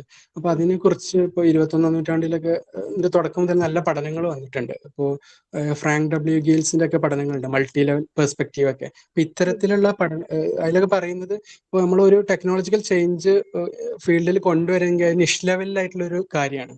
അപ്പൊ അതിങ്ങനെ നിലനിന്ന് പോകണമെങ്കിൽ റെജീം ലെവൽ ഇൻസ്റ്റിറ്റ്യൂഷണൽ സപ്പോർട്ട്, ഈ കൾച്ചറൽ സപ്പോർട്ട്, അങ്ങനെ ഒരുപാട് കാര്യങ്ങളുണ്ട്. അതിൻ്റെ ഒപ്പം ക്ലൈമറ്റ് ചേഞ്ച് പോലുള്ള കാര്യങ്ങളൊക്കെ ഓപ്പറേറ്റ് ചെയ്യും. ഒരു സിസ്റ്റം ലെവലിലായിട്ട് തന്നെ ഈ ടെക്നോളജിയും പ്രോഗ്രസ് ചെയ്യുക. അപ്പോൾ ടെക്നോളജിക്കൽ സസ്റ്റൈനബിലിറ്റി അത് നിന്ന് പോകണമെങ്കിൽ നമ്മൾ ഈ ഇത്തരത്തിൽ അതുമായി ബന്ധപ്പെട്ട ഒരുപാട് പഠനങ്ങൾ സോഷ്യോ ടെക്നിക്കൽ ട്രാൻസിഷൻ എന്നാണ് പറയുക. അത്തരത്തിലുള്ള പഠനങ്ങളൊക്കെ നടക്കുന്നുണ്ട്. അപ്പോൾ ഇത് സിസ്റ്റം അപ്രോച്ച് എന്തായാലും നല്ലതാണ് സസ്റ്റൈനബിൾ അഗ്രികൾച്ചർ. കാരണം ഗ്രീൻ റെവല്യൂഷന്റെ സമയത്ത് നമ്മൾ ലാക്ക് ചെയ്ത് ഈ സിസ്റ്റം അപ്രോച്ചാണ്. അതുകൊണ്ടാണ് നമുക്ക് പല വിത്തുകളൊക്കെ നഷ്ടപ്പെട്ടത്. കമ്പോണന്റ് ബേസ്ഡ് അപ്രോച്ച് ആയതുകൊണ്ട് നമുക്ക് പ്രൊഡക്ഷൻ കൂട്ടാൻ പറ്റി. അപ്പൊ അതിന്റെ ഒരുപാട് ആഫ്റ്റർ എഫക്ട്, എൻവയോൺമെന്റ് കോൺസിക്വൻസ് ഒക്കെ വന്നു. അപ്പൊ സിസ്റ്റം ലെവൽ അപ്രോച്ച് ഇപ്പോൾ ടെക്നോളജിയുടെ കാര്യത്തിലായാലും സൊസൈറ്റിയും എൻവയോൺമെന്റിനെയും ഒക്കെ ഒരേപോലെ ഇൻകോർപ്പറേറ്റ് ചെയ്യുന്ന രീതിയിലുള്ള പഠനങ്ങൾ ആണ് ഇനി മുന്നോട്ട് പോകുക. ഇപ്പോൾ ഇനിയിപ്പോൾ സസ്റ്റൈനബിൾ ഡെവലപ്മെന്റിന്റെ മേജർ ഡ്രൈവിംഗ് ഏജൻസി, അതായത് മാറ്റം കൊണ്ടുവരുന്ന കാര്യങ്ങൾ എന്ന് പറയുന്ന ടെക്നോളജിയും പിന്നെ ഇൻസ്റ്റിറ്റ്യൂഷനുമാണ്. ഇൻസ്റ്റിറ്റ്യൂഷൻ ബ്രിങ്സ് ദ പ്രോസ്പെരിറ്റി എന്നാണ് എക്കണോമിക്സിൽ പറയുന്നത്. അപ്പോൾ ഇൻസ്റ്റിറ്റ്യൂഷനും ടെക്നോളജിയും കൈകോർത്ത് പോകുമ്പോൾ, അപ്പൊ ഇൻസ്റ്റിറ്റ്യൂഷൻ എന്ന് പറയുമ്പോൾ അതിൽ സോഷ്യൽ ഇൻസ്റ്റിറ്റ്യൂഷൻസ് ഒക്കെ വരും. അപ്പൊ അതൊക്കെ കൈകോർത്ത് പോകുമ്പോഴാണ് നമുക്ക് ചേഞ്ച് വരാം. അപ്പോൾ ടെക്നോളജി അതിന്റെ സിസ്റ്റം ലെവലിൽ പഠിക്കുമ്പോഴാണ് നമുക്ക് ഒന്നുകൂടി എഫക്റ്റീവായി തോന്നുന്നത്. അപ്പൊ ഇത്തരത്തിലുള്ള പഠനങ്ങൾ ഇപ്പൊ നമ്മളിപ്പോ ലാബിലൊക്കെ ചെയ്യുന്ന പഠനങ്ങൾക്ക് നിഷ് ലെവലിലെ ഇപ്പൊ ഈ ഗീൽസിന്റെ മൾട്ടി ലെവൽ പെർസ്പെക്റ്റീവ് പറയുകയാണെങ്കിൽ ഇതൊക്കെ നിഷ് ലെവലായിട്ടുള്ള പഠനങ്ങളാണ്. ഇതിന് ഒരുപാട് പ്രോഗ്രസ് ചെയ്യുമ്പോഴാണ് അത് നിലനിന്ന് പോകുന്നത്. Thank you.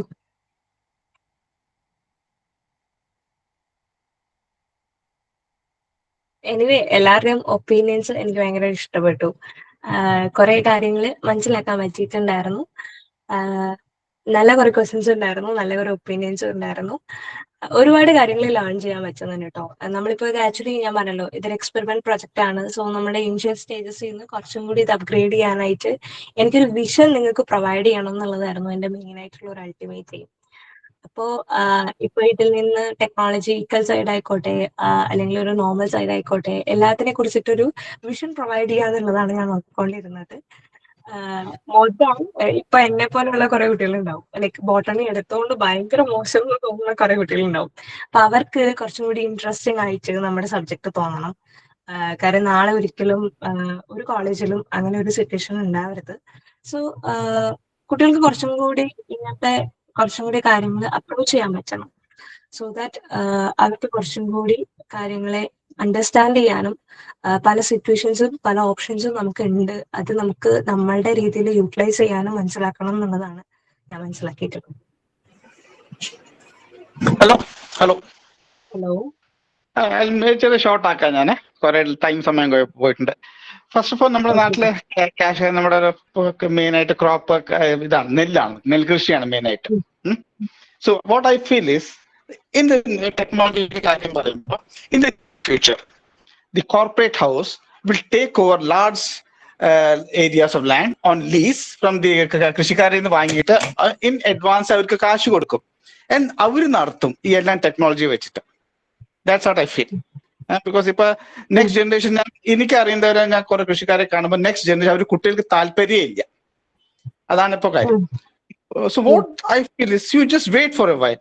ഈ ടെക്നോളജി എല്ലാം for example you look at Israel, compare ചെയ്യാൻ പറ്റില്ല നമുക്ക് ഇന്ത്യ, കേരള, ഇസ്രായേൽ. കേരള അവർക്കൊരു സിംഗിൾ ക്ലൈമറ്റ് അല്ല, നമുക്കാണെങ്കിൽ ഡൈവേഴ്സ് ക്ലൈമറ്റ് ഉണ്ട്.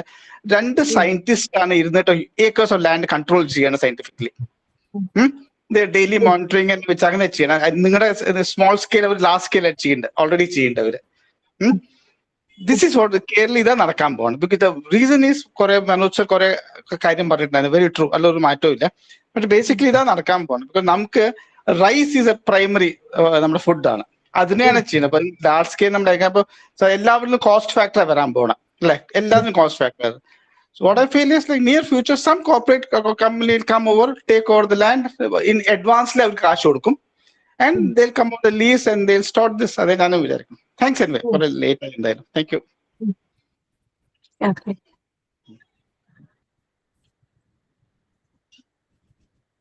ഓക്കെ, ഇനി എന്തെങ്കിലും ക്വസ്റ്റ്യൻസോ കമന്റ്സോ എന്തെങ്കിലും ഉണ്ടോ?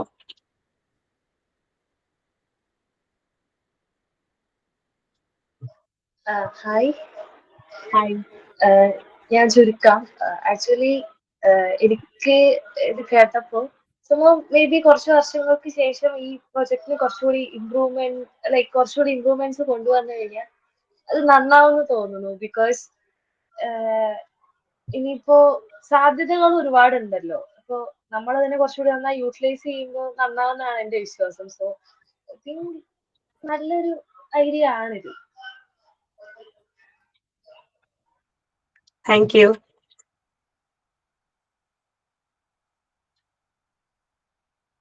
ഒന്നുകൂടി കൂട്ടിച്ചേർക്കാനുള്ള, ഇപ്പോഴും കേരളത്തിൽ വെജിറ്റബിൾ ഫാമിംഗ് എന്ന് പറയുന്ന ഒരു റിസ്കി എന്റർപ്രൈസ് ആണ്.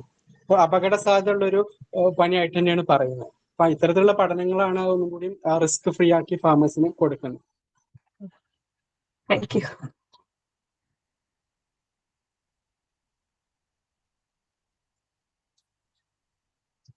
എല്ലാവരും ഡൗട്ട് ക്ലിയറൻസ് കഴിഞ്ഞോ?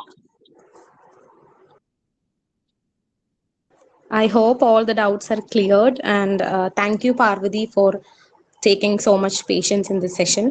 As we come to the end of today's BioTalk session, we extend our sincere thanks to Parvati Chandra Prashant for delivering a well-structured and insightful talk on farming beyond seasons, biological optimization in controlled environment agriculture.